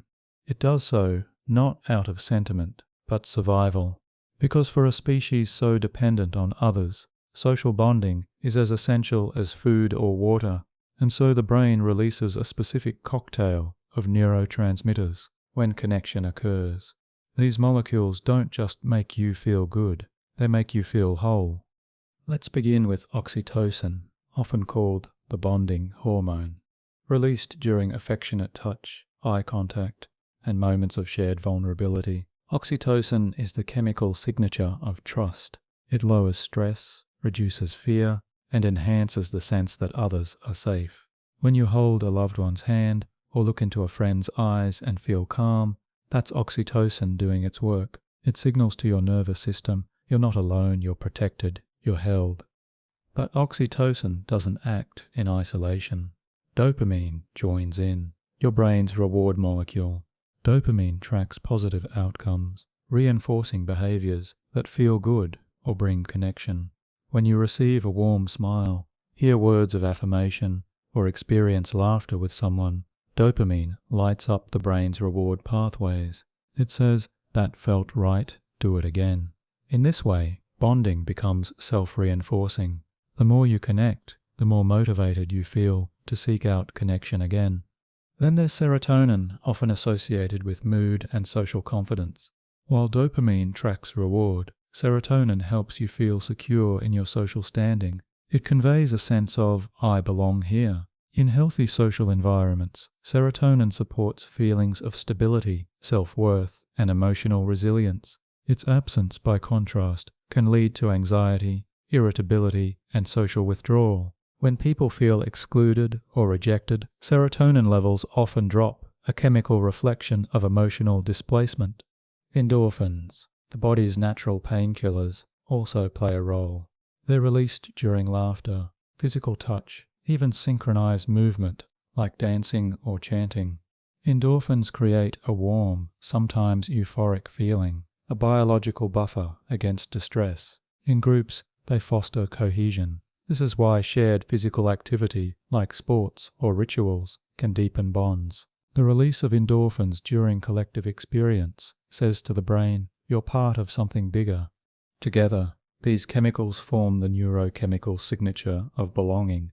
When they flow freely, you feel alive, grounded, connected. But when you're lonely, this system malfunctions. The oxytocin that once soothed now dwindles. Dopamine loses its sparkle. Serotonin falters. Endorphins become rare.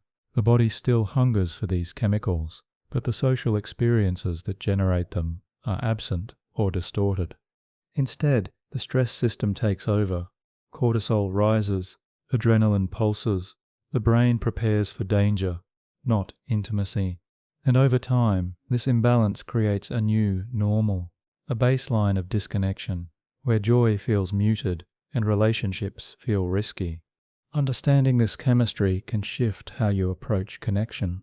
It reveals that belonging isn't just emotional, it's biological. Your brain craves these interactions, not because you're needy, but because you're human. And just as hunger signals the need for food, loneliness signals the need for these neurochemical nourishments. This insight also explains why artificial substitutes fall short. Scrolling through social media might give a brief dopamine hit, but without eye contact, voice tone, and shared presence, oxytocin and serotonin remain dormant. The brain knows the difference. It tracks depth, not just data. And so the illusion of connection can sometimes worsen the ache by stimulating hope without delivering the chemistry of real resonance. But the beauty of this system is that it can be reawakened. The chemicals of belonging are still within you, ready to be activated. They don't require grand gestures, just authentic moments, a deep conversation, a kind note, a shared meal, even acts of kindness towards strangers can release oxytocin and serotonin, creating a subtle shift in your inner landscape. Touch, too, remains powerful. Though culturally variable, safe and consensual physical touch, like a hug, a hand squeeze, or a pat on the back, triggers immediate changes in the nervous system. It can reduce heart rate, lower blood pressure, and release oxytocin within seconds. For those deprived of touch, even gentle self-contact or mindful practices like massage can begin to restore a sense of safety in the body. Laughter is another entry point. It activates endorphins and synchronizes brain waves between people. Shared laughter doesn't just feel good, it literally brings minds into alignment. This is why people who laugh together often feel closer, even after brief interactions. Synchrony, The subtle matching of movement, rhythm or breath also plays a role. Singing, dancing, walking in step, or even breathing together during meditation can trigger a surge of bonding chemicals. These moments, though simple, fulfill deep neurological needs. They signal, I am here with you. We are moving together. We are safe. And yet, despite all this knowledge, many people still struggle to seek connection, not because they don't care, but because past experiences have wired them for caution. If your early bonds were inconsistent, critical, or absent, your brain may resist the very chemistry it longs for. Oxytocin, for example, can feel foreign or even triggering if trust has been broken repeatedly. In such cases, connection must be approached gently, slowly, with deep care. This is where therapeutic environments can help. A skilled therapist provides not just insight, but consistent attunement, creating the neurochemical conditions for trust to slowly rebuild. Similarly, support groups and intentional communities offer repeated doses of safe connection, allowing the body to relearn what safety feels like. Mindfulness also plays a role. When you become aware of your internal state without judgment, you create the conditions for regulation. You begin to notice what soothes you, what agitates you, what brings aliveness. This awareness helps you navigate toward experiences that replenish your neurochemistry rather than deplete it. Ultimately, the chemistry of belonging is both ancient and immediate. It evolved to bind tribes, comfort infants, guide lovers, and today it still hums beneath the surface of every conversation, every shared breath, every gentle glance. You don't need to chase grand experiences to access it. You simply need to be present to yourself, to others, to the tiny invitations your brain offers every day. Here is a moment. Touch it, feel it, let it change you. As we continue, we'll explore how the stories we tell about ourselves, about others, about our worth, shape our capacity for connection. Because beyond chemistry and biology lies narrative, and often the path from loneliness to belonging runs straight through the terrain of self-belief. Every human life is a story in motion, shaped not just by events, but by the meanings we assign to them. These meanings form an internal narrative, a kind of quiet script you carry about who you are, what you deserve, and how the world receives you. And when it comes to loneliness, this narrative is especially potent, because often it is not just the absence of others that wounds us, but the story that absence seems to tell. This story may begin early. Perhaps you were the quiet child, overlooked in a busy home. Perhaps you felt different in ways that set you apart. Perhaps connection was conditional, earned only through performance or compliance. Or perhaps you experienced loss of a parent, a friend, a safe environment. Whatever the cause, the brain doesn't just record these events. It weaves them into a thread of identity, and that identity begins to whisper, I am alone, I am too much, I am not enough.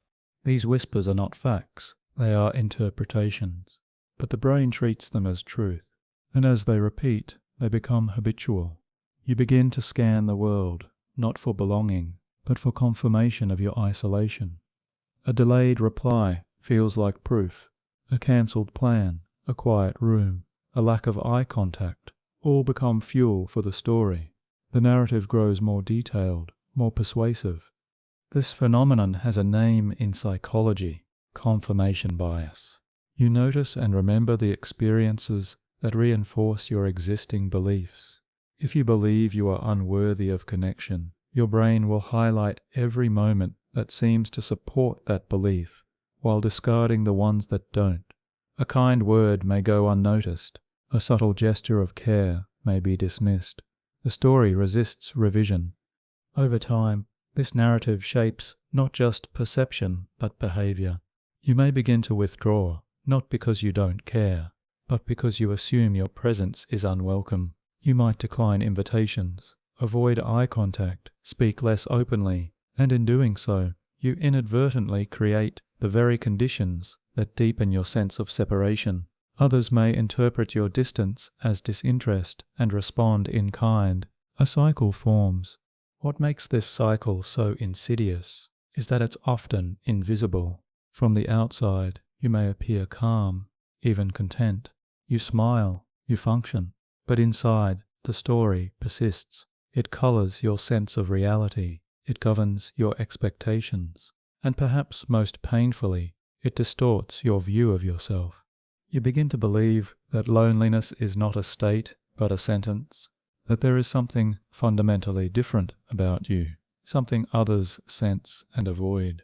But this belief, though deeply felt, is not truth. It is an echo of unmet needs, shaped by past pain and repeated through habit, and it can be rewritten. Rewriting begins with awareness. When you catch yourself thinking, "They don't care," pause, ask, "Is that fact or fear?" When you assume, "I'll only be a burden," ask, "Have they said that or have I?" These questions don't dismiss your feelings. They soften them. They open a window between the emotion and the interpretation. Journaling can help. By writing down your thoughts, you externalize them. You give them form. And once visible, they become editable. You begin to see the patterns, the recurring assumptions, the inherited beliefs. You start to ask where these beliefs came from and whether they still serve you. Therapy, too, is powerful here. A skilled therapist helps you unpack the roots of your narrative. They hold space for your story, not to erase it, but to examine it with compassion. In that space, you begin to separate your identity from your experience. You realize that loneliness does not mean you are unlovable. It means you have a nervous system that craves connection and a mind that's been hurt. This distinction is vital because when you stop identifying with the story, you create room for new ones. Stories of resilience, of courage, of slow, gentle connection. You remember the times you did feel seen, even if brief. You reframe past pain, not as proof of your unworthiness, but as evidence of your capacity to feel, to care, to seek.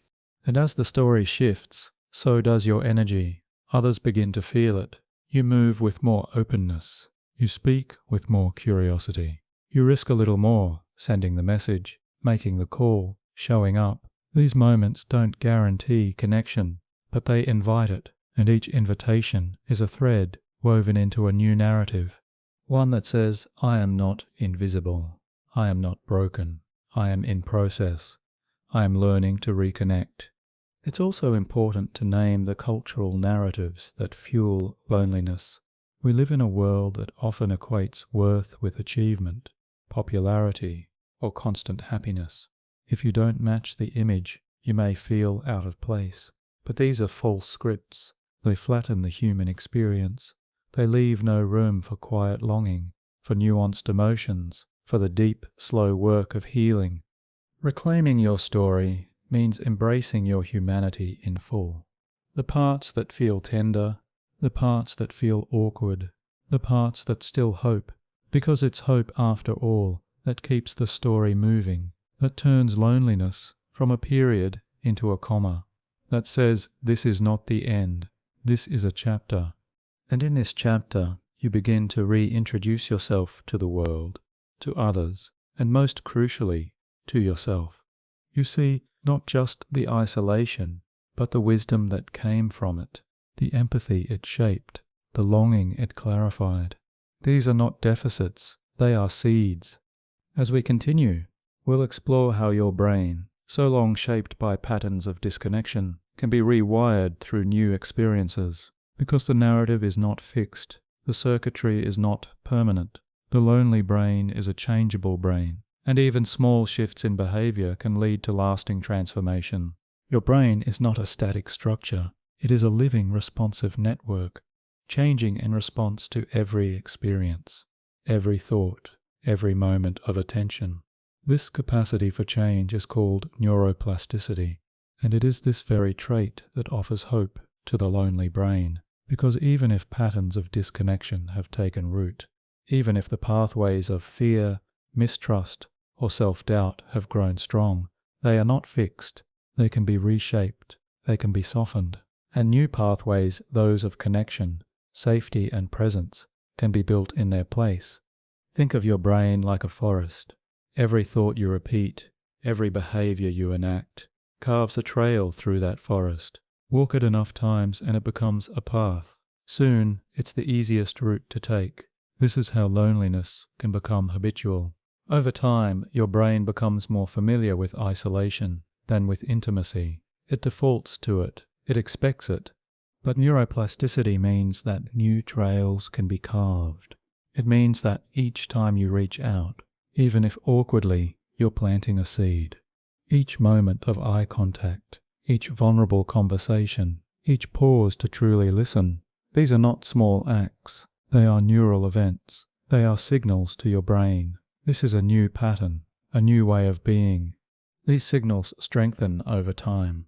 The more often you engage in connection, the more natural it becomes. The initial fear softens. The hesitation eases. You begin to trust not only others, but yourself, to handle connection, to risk rejection, to stay present. Your default wiring begins to shift from withdrawal to engagement. But this rewiring requires consistency. The brain changes through repetition. A single kind word can warm the heart, but many kind words, over time, build a new belief that others can be safe, that I can be loved, that I am not alone. And the beauty is, the brain doesn't need perfection. It doesn't need flawless relationships or constant affirmation. It needs moments, glimpses of resonance, a look of understanding, a touch of empathy. These small moments accumulate. They reshape the landscape. One of the most powerful tools in this process is mindfulness. When you bring awareness to your internal experience without judgment, you create space for change. You notice the contraction before a social interaction. You observe the anxious thought, "They don't like me," but instead of believing it, you pause, you breathe, you recognize it as a pattern, not a prophecy. This awareness interrupts the automatic pathway. It gives you a choice. Do I follow the old trail or try a new one? Trying a new one doesn't always mean taking a big leap. Sometimes it's simply staying in the conversation a little longer, asking a second question, letting yourself be seen just a little more. These micro decisions, made consistently, create new grooves in the brain. They signal, I can show up, I can connect, I can belong. There's also power in visualization. When you imagine safe, warm, connected scenarios, your brain responds as if they're real. Neural patterns light up, emotions stir. Over time, this can begin to shift your emotional landscape. It prepares your system to expect connection rather than fear it. Athletes use visualization to improve performance. In the same way, you can use it to practice relational presence. Relationships themselves are also engines of neuroplasticity. A loving partner, a loyal friend, a wise mentor. These people offer not just emotional support, but neurological repair. When someone treats you with consistent warmth, especially if that was rare in your past, it challenges your old wiring. It offers disconfirming evidence to the story that you're unlovable or alone. And each moment of attunement becomes a rewiring moment. But even in the absence of ideal relationships, you can still foster neural change. Self-compassion is a powerful rewiring tool. When you speak kindly to yourself, especially in moments of loneliness, you activate brain regions associated with safety and caregiving. You begin to internalize the voice you once needed from others, and slowly your system learns, I can be here for myself. Ritual can also support rewiring. When you create regular practices of connection, weekly calls, shared meals, morning check-ins, you give your brain a predictable rhythm. It begins to expect connection. It begins to relax into it. Structure reduces ambiguity, and with reduced ambiguity, the social brain feels safer to engage.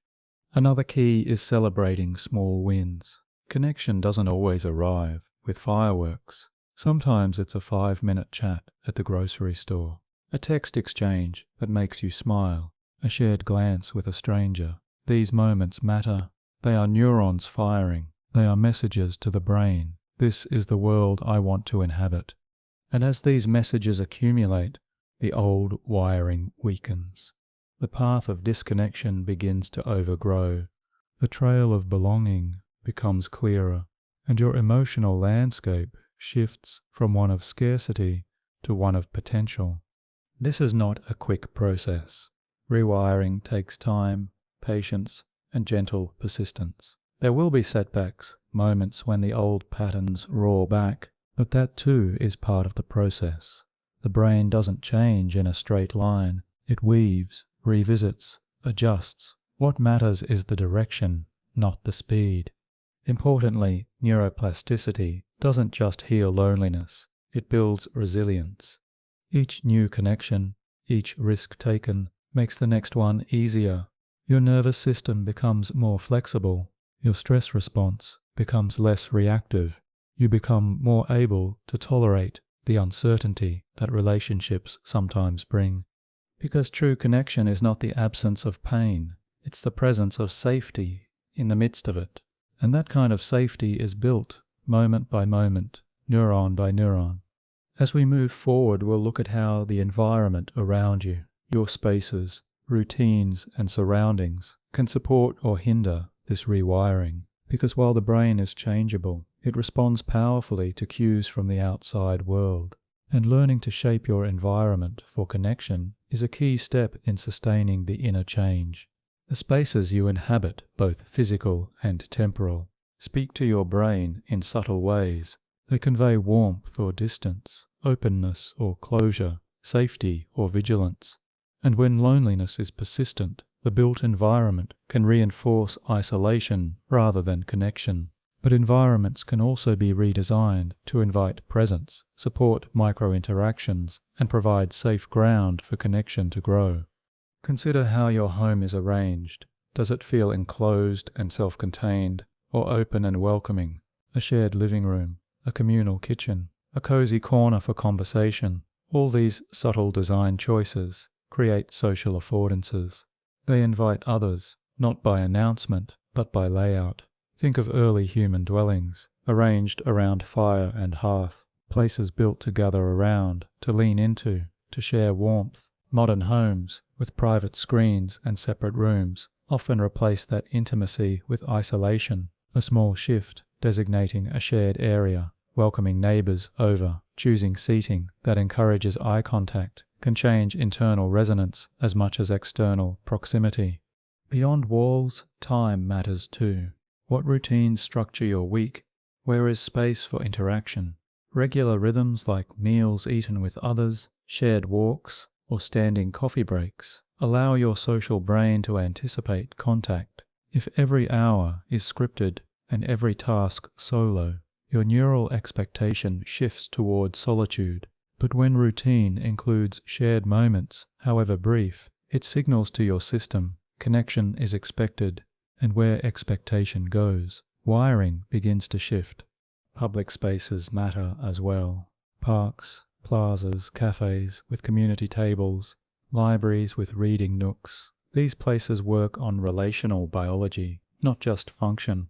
They create environments where human rhythms align. The neighbor who walks their dog at the same time, the coffee shop open mic night, the weekend market that offers informal connection. In cities designed more for cars than people, these affordances shrink, but where they exist, they reinforce belonging. Technology also shapes environment. Smartphones can either fragment, focus, or support presence. Automated notifications, endless scrolling, and the habit of distraction pull the brain into disorientation. But with intention, devices can serve connection. Shared playlists, message groups, focused on empathy rather than events, setting work phones aside at dinner. These small decisions align digital habits with relational goals. They signal to your nervous system, screen can support connection, not just distraction. Another key environmental cue is soundscapes. Background noise, hums of conversation, the chatter of public space, even distant laughter can be quietly regulating. They remind you that others are near. Conversely, silence can feel flat or isolating when your system is hungry for resonance. If you live alone, adding layers of ambient, human-like sound Like a cafe playlist, birdsong, or voices at a distance can shift your felt sense of presence. Routine rituals also shape belonging. When a community divides labor around dinner, gardening, or storytelling, the brain registers not just utility, but relational safety. Ritual offers predictability, which in turn signals safety. Whether it's a weekly online session with friends, a group hike, or a local book club, the rhythm of shared time anchors your social brain.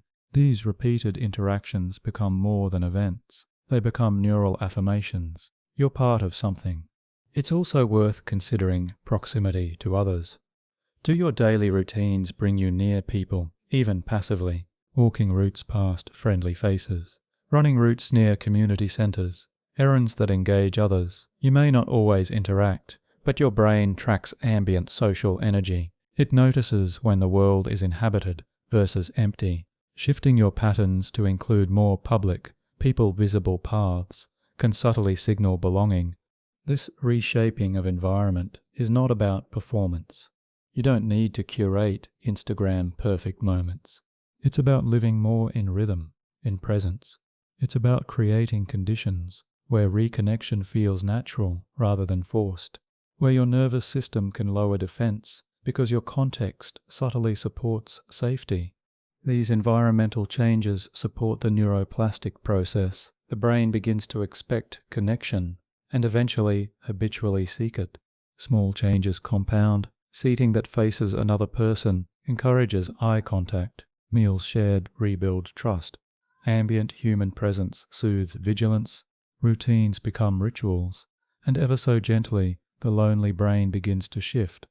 In the next section, we'll look at micro-practices, simple daily habits that keep this process alive, helping your brain stay open, receptive, and attuned to small signals of connection. These habits form the threads that weave your daily life into belonging, not as occasional bursts, but as steady current. Big transformations often begin with the smallest acts, a glance, a gesture, a breath. When it comes to healing loneliness and rewiring the brain for connection, it's not grand social events or life-changing encounters that carry the greatest weight. It's the quiet, repeatable habits that shape your nervous system day by day. These micro-practices, simple yet deliberate, act as daily invitations to the brain. Come closer, soften, trust again. Begin with breath. Yes, something as simple as a conscious breath. When you slow your inhale and extend your exhale, you're signaling to your parasympathetic nervous system that you are safe. That moment of calm creates an internal space where presence becomes possible. Before a conversation, during a walk, or in a moment of emotional intensity, pausing for breath helps you attune to yourself, to the other, to now. Next, practice eye contact mindfully, not forced, not prolonged, but offered with warmth. The eyes are a gateway to connection. Brief moments of mutual gaze regulate your system, convey attention, and strengthen social bonds. Even with strangers, a soft, respectful look can remind your brain, I'm not alone in this world. There are others here, alive with me. Gratitude is another potent micro-practice, not as a concept, but as a felt experience. Each day, note one small moment of connection, a kind word, a shared laugh, even a smile from a passerby. The act of noticing primes your brain to seek and remember relational safety, and over time it creates a new pattern. Instead of scanning for distance, your mind begins to scan for closeness. Touch, when appropriate and welcome, is a deep source of co-regulation. A hand on your own heart during stress, a warm hug, a shoulder squeeze between friends. These moments don't need to be prolonged to be effective. They offer oxytocin, reduce cortisol, and say, without words, I'm here, you matter, we are not separate. Laughter too is an overlooked daily practice. Even alone, laughter releases endorphins and soothes the nervous system. Shared laughter deepens this effect, synchronizing breath and emotion between people. Seek out what brings you joy, humor, play, lightness, and share it when you can. It doesn't erase pain, but it loosens its grip. Small acts of kindness, extend this loop, compliment someone, hold a door, send a note. These gestures may feel insignificant, but they shift your focus outward and foster connection. Your brain records each one as a point of safety, reinforcing the idea that giving and receiving care is possible and welcome. One of the most transformative micro-practices is simply to ask gently, "How are you really?" and to listen without fixing. This act of deep presence opens doors. It invites trust. It signals to the other, "I see you beyond the surface." And when you are on the receiving end, allow yourself to answer truthfully. Vulnerability, offered in safe spaces, rewires isolation into intimacy. Movement can also support connection.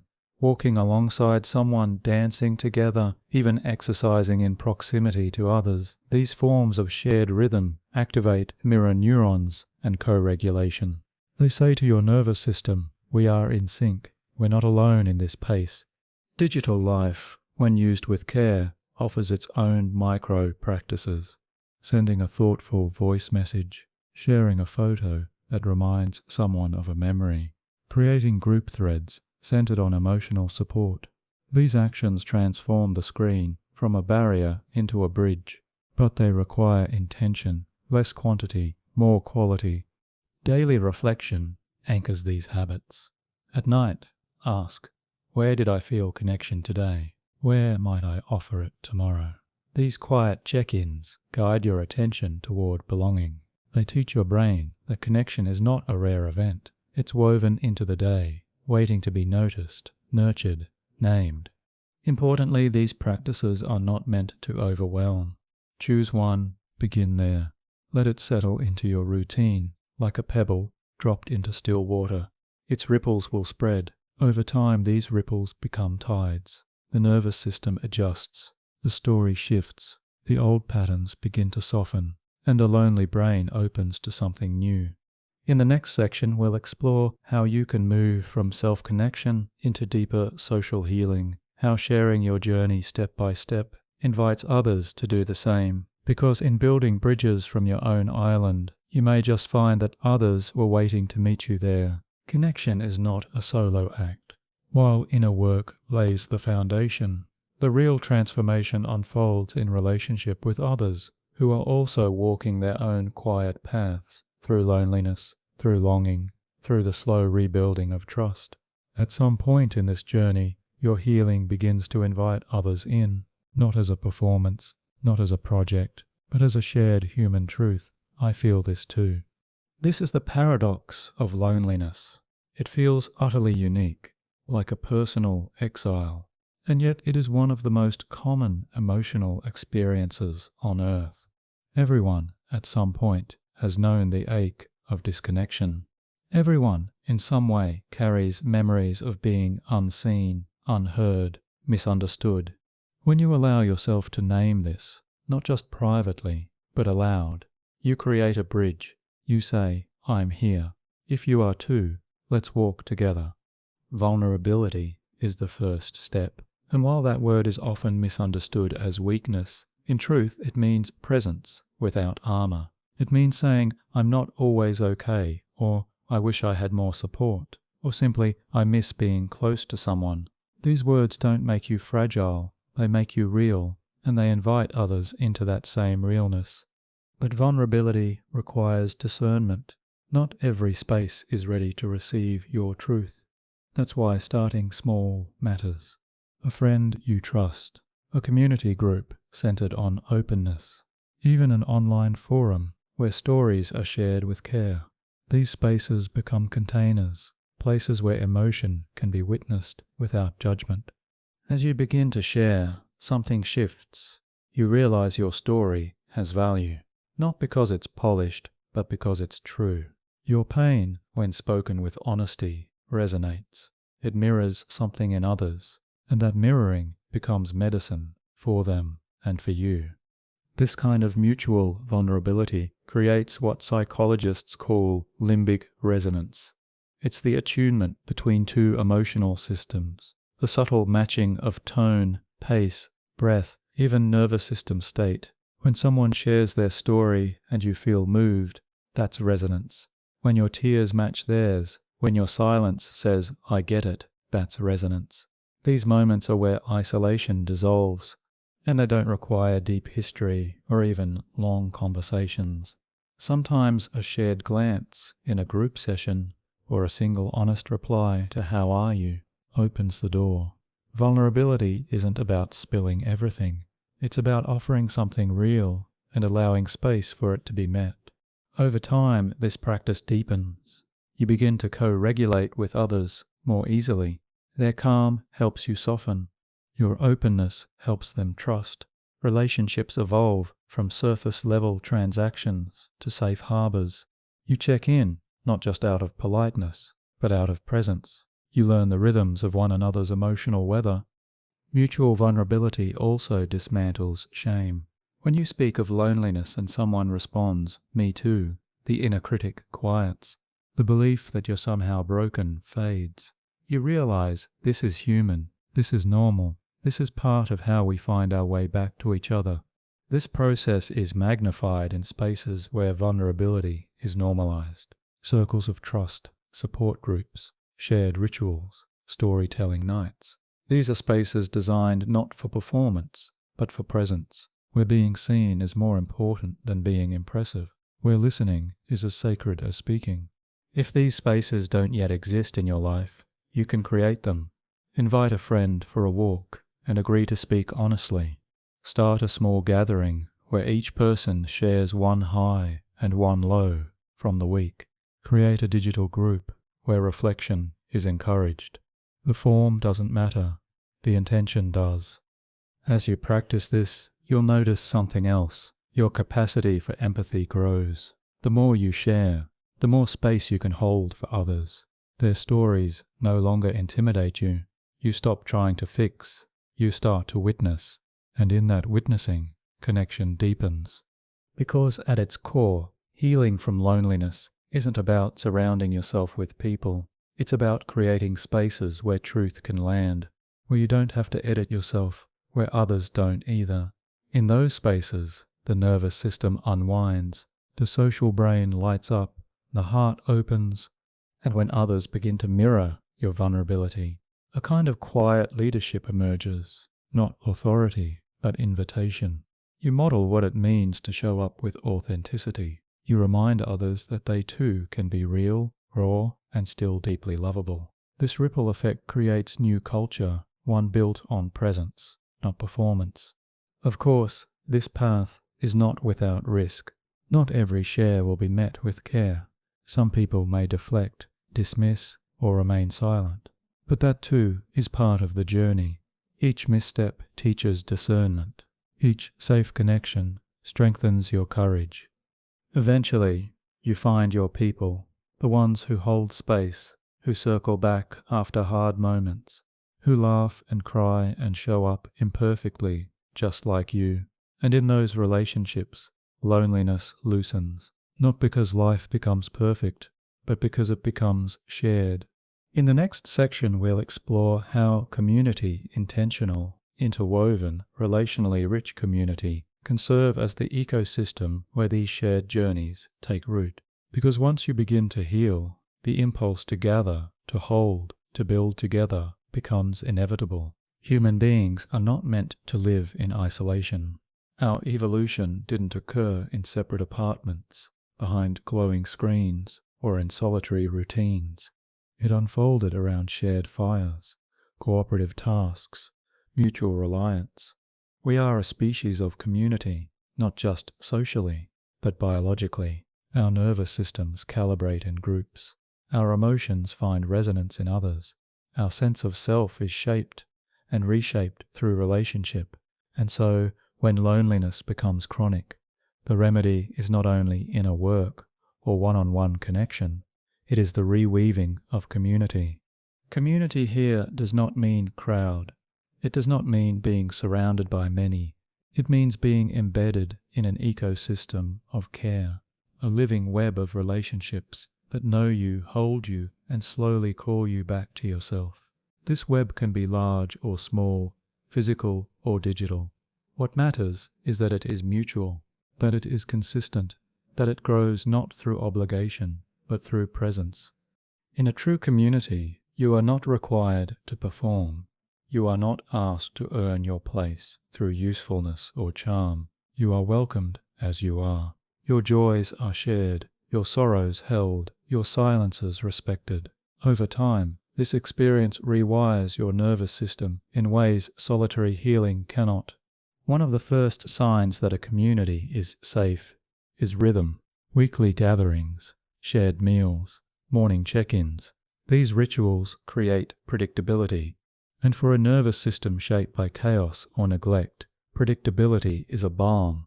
It allows you to settle, to anticipate presence, to build trust not through words, but through repetition. Within that rhythm, roles may form, not rigid identities, but expressions of gift. Someone becomes the one who remembers birthdays, another brings music, someone else listens deeply, in silence. These roles are not assigned, they emerge, and in their emergence, people feel seen, not just for what they lack, but for what they offer. This too is part of healing. When you are lonely, your identity often becomes entangled with absence. I am the one who is left out. I am the one who is never called. But in community, you are called into contribution. You are given space to offer something, a meal, a question, a laugh, and in that offering, your story shifts. You move from isolated to involved, from observer to participant. Importantly, true community allows for rupture and repair. No group is perfect. Misunderstandings arise. People hurt one another, even unintentionally. But what makes a community resilient is not the absence of conflict, it's the presence of repair. When you can say, I felt unseen, and the other says, I hear you, something deep inside begins to heal. You learn that disconnection does not have to mean exile, that honesty does not lead to abandonment, that conflict can coexist with care. The structure of community can vary. Some are spiritual in nature, others are centered on hobbies, values, or geography. Some are intergenerational, offering the wisdom of elders and the vitality of youth. Others form around shared healing, grief groups, trauma circles, recovery programs. All can be fertile ground for belonging. In creating or seeking community, clarity of intention matters. Ask yourself, what do I long for? What kind of space nourishes me? What kind of presence am I willing to offer? These questions guide you not toward consumption of social interaction, but toward co-creation. Community is not something we join, it's something we make. Digital life offers both challenge and opportunity here. On one hand, curated images and algorithmic feeds can deepen the sense of exclusion, but on the other, online spaces can foster real intimacy, especially when structured for depth. Video calls with emotional presence, group chats with genuine check-ins, shared creative projects. These digital communities, when grounded in care, can be just as neurologically regulating as in-person ones. Community also redefines your internal landscape. When you are regularly met with warmth, your self-concept begins to soften. You stop measuring your worth by productivity or external validation. You begin to see yourself through the eyes of those who love you. And that shift is not sentimental, it is neurological. Your brain encodes these experiences of welcome. They become part of your implicit memory. They shape how you walk through the world. And from this place of belonging, generosity flows. You become the one who reaches out, who notices the quiet one, who holds space when others falter. In giving what you once lacked, your healing deepens. Your presence becomes part of the ecosystem. You are no longer just receiving care. You are a source of it.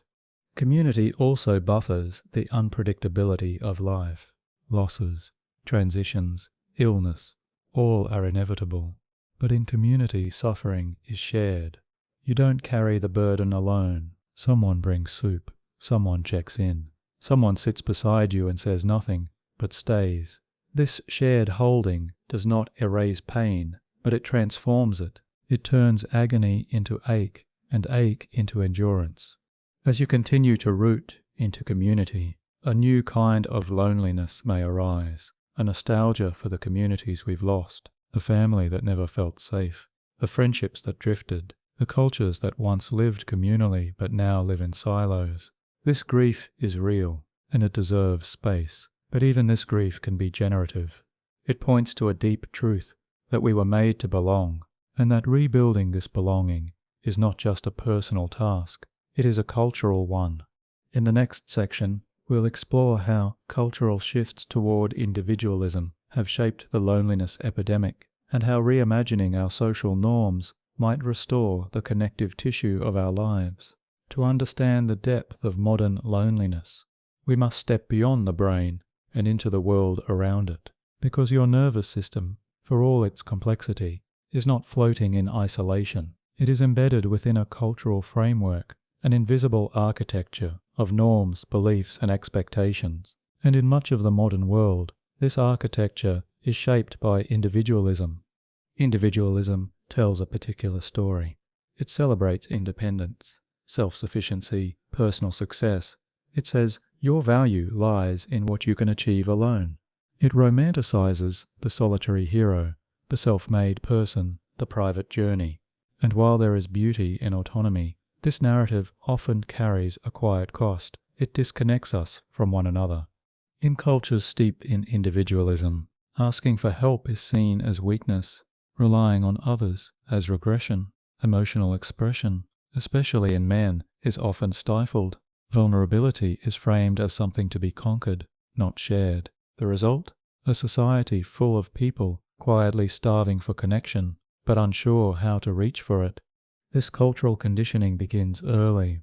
Children are praised for doing things on their own. Teens are encouraged to stand apart. Adults are expected to manage stress, grief, and even joy within the confines of their own lives. And when they can't, they often assume something is wrong with them, not with the system around them. Social media, though global in scope, often deepens this dynamic. It invites us to curate identity, to present a polished version of ourselves. And when everyone's highlights are on display, our inner struggles can feel anomalous. We scroll, compare, and quietly conclude, I must be the only one feeling this way. But the truth is, most people are doing the same. Loneliness disguised behind smiling photos, longing woven into captions of joy. Even language reflects this individualistic bias.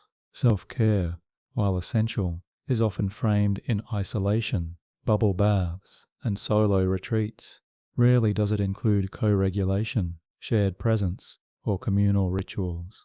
Boundaries are important, but sometimes used to justify emotional retreat rather than intentional engagement.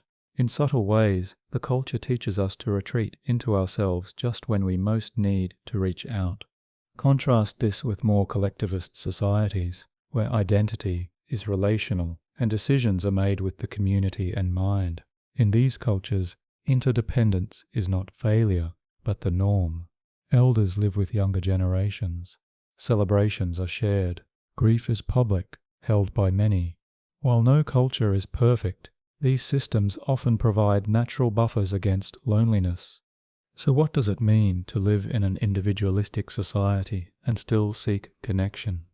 It means being countercultural.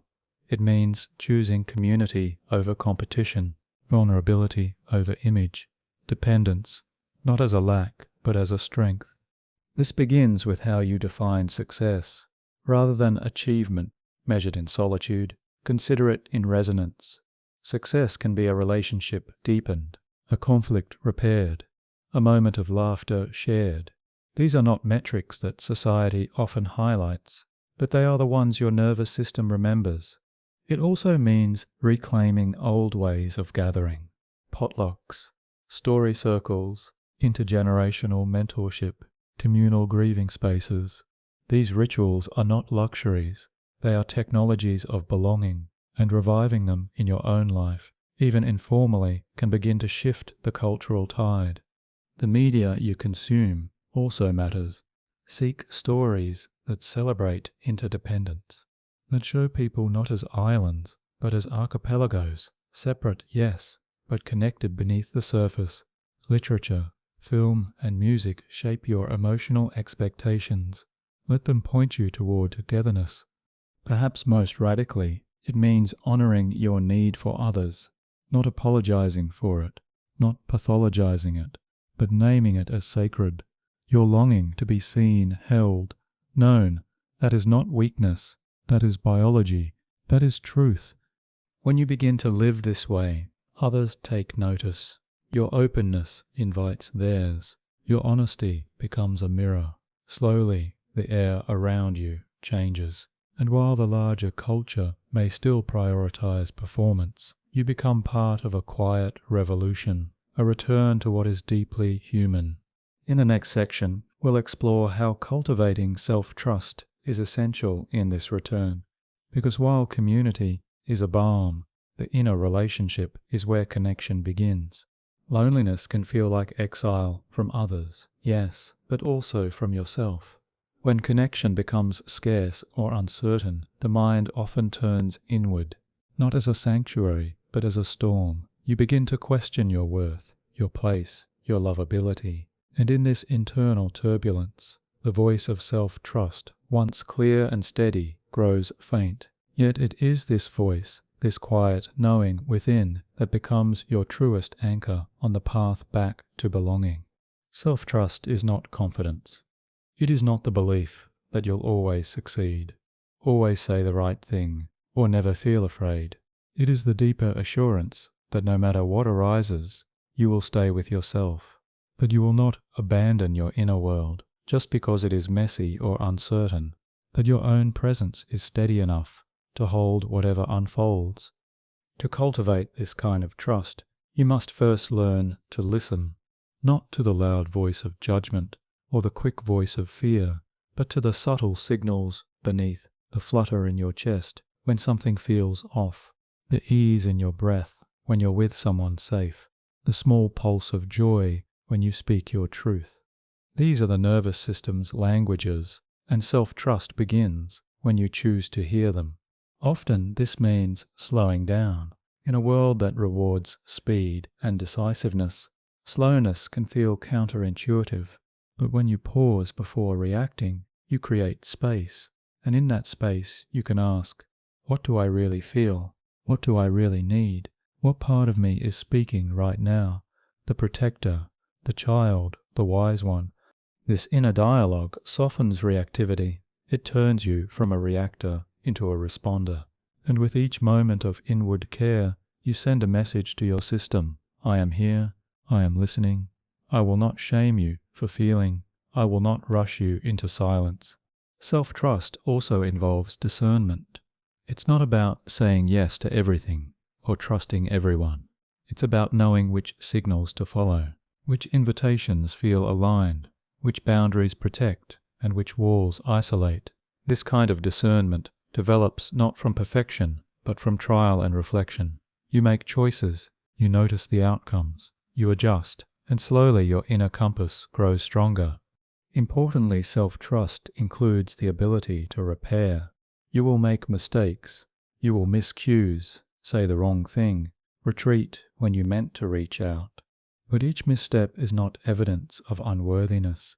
It is an invitation to reconnect, to offer yourself grace, to return to your center with curiosity rather than critique. This capacity for repair is what allows you to re-enter relationships after rupture. When you trust yourself to make amends, to express truth with care, and to stay open, others feel that. It creates relational safety. It says, even if we stumble, I will not flee. Self-trust is also what allows you to sit in solitude without collapsing into loneliness. When you are anchored in your own presence, aloneness becomes spacious. It becomes a place of integration, not exile. You may still long for others, but that longing is no longer laced with panic. It becomes a quiet prayer, a gentle readiness, a trust that connection will come again.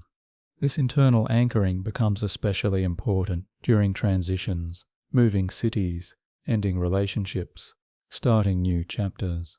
In these liminal spaces, external structures may fall away, and it is your relationship with yourself that carries you through.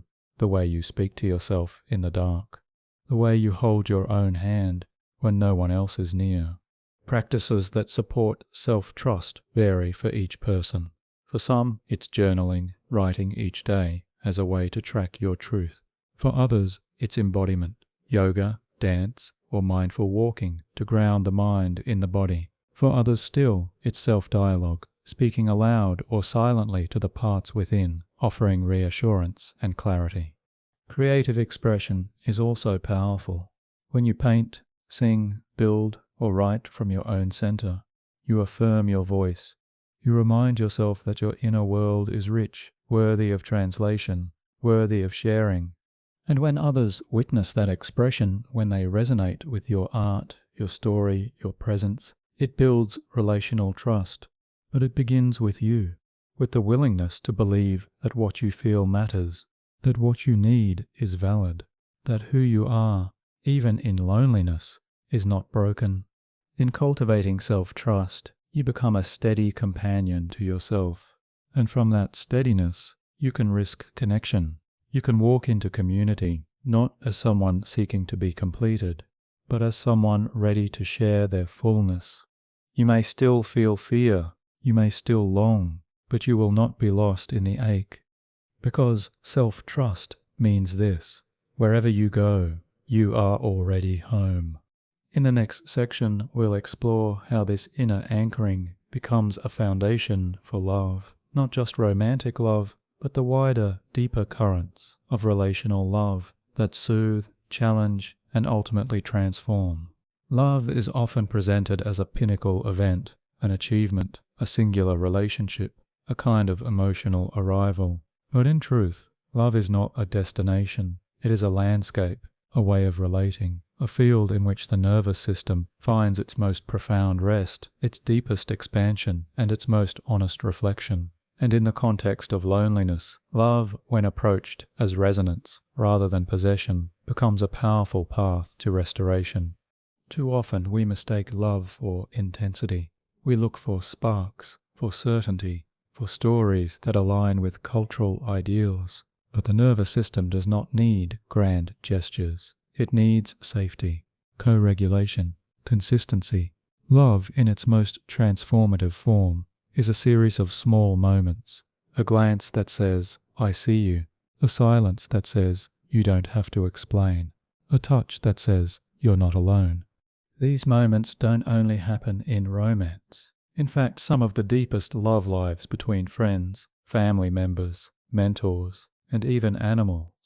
What makes it love is not its label, but its impact. Does this relationship allow you to soften, to show more of yourself, to hold more of someone else? These are the real markers of love. The lonely brain, however, often idealizes romantic love as a cure. It imagines a person who will fill the void, resolve the ache, make everything make sense. But love cannot heal what you have not yet offered to yourself. If you don't trust your needs, your voice, your worth, then even the most beautiful relationship will feel unstable. You may fear losing it, misread its signals, or push it away before it can fully land. This is why cultivating self-trust, as we explored before, is so essential. From that inner anchoring, you can love more freely. You can receive love without suspicion, offer it without depletion, navigate the inevitable edges, jealousy, conflict, vulnerability, not with avoidance, but with presence. In healthy love, your nervous system learns new rhythms. You discover what it feels like to be met, not just in joy, but in your complexity. You learn that you don't have to be fine to be lovable, that love can hold contradictions, tensions, even moments of disconnection, so long as there is a commitment to return. And this return is key, because love, like community, involves rupture and repair. It's not about never faltering. It's about circling back again and again, saying, "I missed that, let me try again." Saying, "This is hard, but I'm here." These micro moments of repair deepen trust. They teach your nervous system that you can survive emotional turbulence and still stay connected. Love also expands through presence, not performance, not perfection, just the simple act of being with. fully, attentively, compassionately. You can practice this kind of love with anyone, sitting beside a friend in silence, holding someone's gaze without needing to speak, listening without planning your response. Presence is the most radical act of love, because it says, you don't have to be anything else for me to stay. Romantic love, when grounded in these principles, becomes not a solution to loneliness, but a celebration of wholeness. Two people who are already connected to themselves, already in relationship with their own pain and joy, now choose to meet and explore together. They don't complete each other, they accompany each other, they become witnesses to each other's unfolding. And yet, even when romantic love is absent, your capacity for love remains. You can direct it toward friends, toward nature, toward craft, toward ancestors, toward strangers. Love is not limited to one channel. It is a way of seeing, a way of offering attention, a way of honoring life. When loneliness visits, as it inevitably does, returning to love as resonance, not as relationship status, can be anchoring. You can sit with your own heart and say, I am still here. You can send a message to someone just because you care. You can light a candle and feel the warmth of memory, of meaning, of all those who've walked before. Because love is not just about who you hold, it's also about how you hold yourself, gently, reverently, like something sacred. As we approach the final section, we'll turn toward integration, how to carry everything we've explored, not as a to-do list, but as a way of living, a soft, relational, spacious way of being that transforms loneliness, not by erasing it, but by walking through it into something deeper. After traveling through the neuroscience of loneliness, the biology of connection, and the landscape of love, you arrive not at a destination, but at an invitation to live differently, to breathe differently, to show up with more softness, not just toward others, but toward yourself. Because the path from loneliness to belonging is not a sprint or a leap. It is a slow unfolding, a daily practice, a gentle return. Integration means weaving all the insights and practices into your daily rhythm. It means understanding that loneliness is not a failure, but a signal, an ancient, wise call from your nervous system, asking for safety and connection. It means recognizing that connection is not a task, but a state, a felt experience that grows with presence, trust, and vulnerability. Begin by meeting yourself where you are. Notice the places where loneliness still whispers. Allow yourself to feel those aches without judgment. These sensations are part of your story, part of your biology, part of your humanity. Holding them gently creates space for healing. From that place of acceptance, return to the small, steady practices that open the heart and nervous system. Breathe, look, listen, reach out, not to fix, but to connect. Remember that each moment of presence is a thread in the fabric of belonging. Integration also means honoring your limits. Connection cannot be forced. Trust unfolds in its own time. Some days you will move toward others. Other days you will rest in solitude. Both are essential. Both are part of the rhythm. Surround yourself with environments, physical and relational, that support this rhythm. Spaces that invite presence. People who witness without rushing. Communities that hold complexity with care. Cultivate self-trust as your inner anchor. Speak kindly to yourself when fear or doubt arises. Remember that your nervous system is learning new ways. That rewiring is not linear, but layered, fractal, alive. Carry love with you, not as an object to find, but as a presence to embody. Let it flow in small gestures, in shared silences, in honest words. Love is not perfect, but it is real. It is the bridge from isolation to home. And finally, remember that you are part of a larger whole. Loneliness is a thread in the human experience, but so is belonging. Each step you take toward connection sends ripples outward. Each moment of vulnerability invites others to do the same. Together these ripples become tides. Together we build new ways of being, with ourselves, with each other, and with the world. So as you move forward, carry these words softly in your heart. You are not alone. Your brain is wired for connection. Your body remembers belonging. And every breath, every glance, every shared moment is a step back home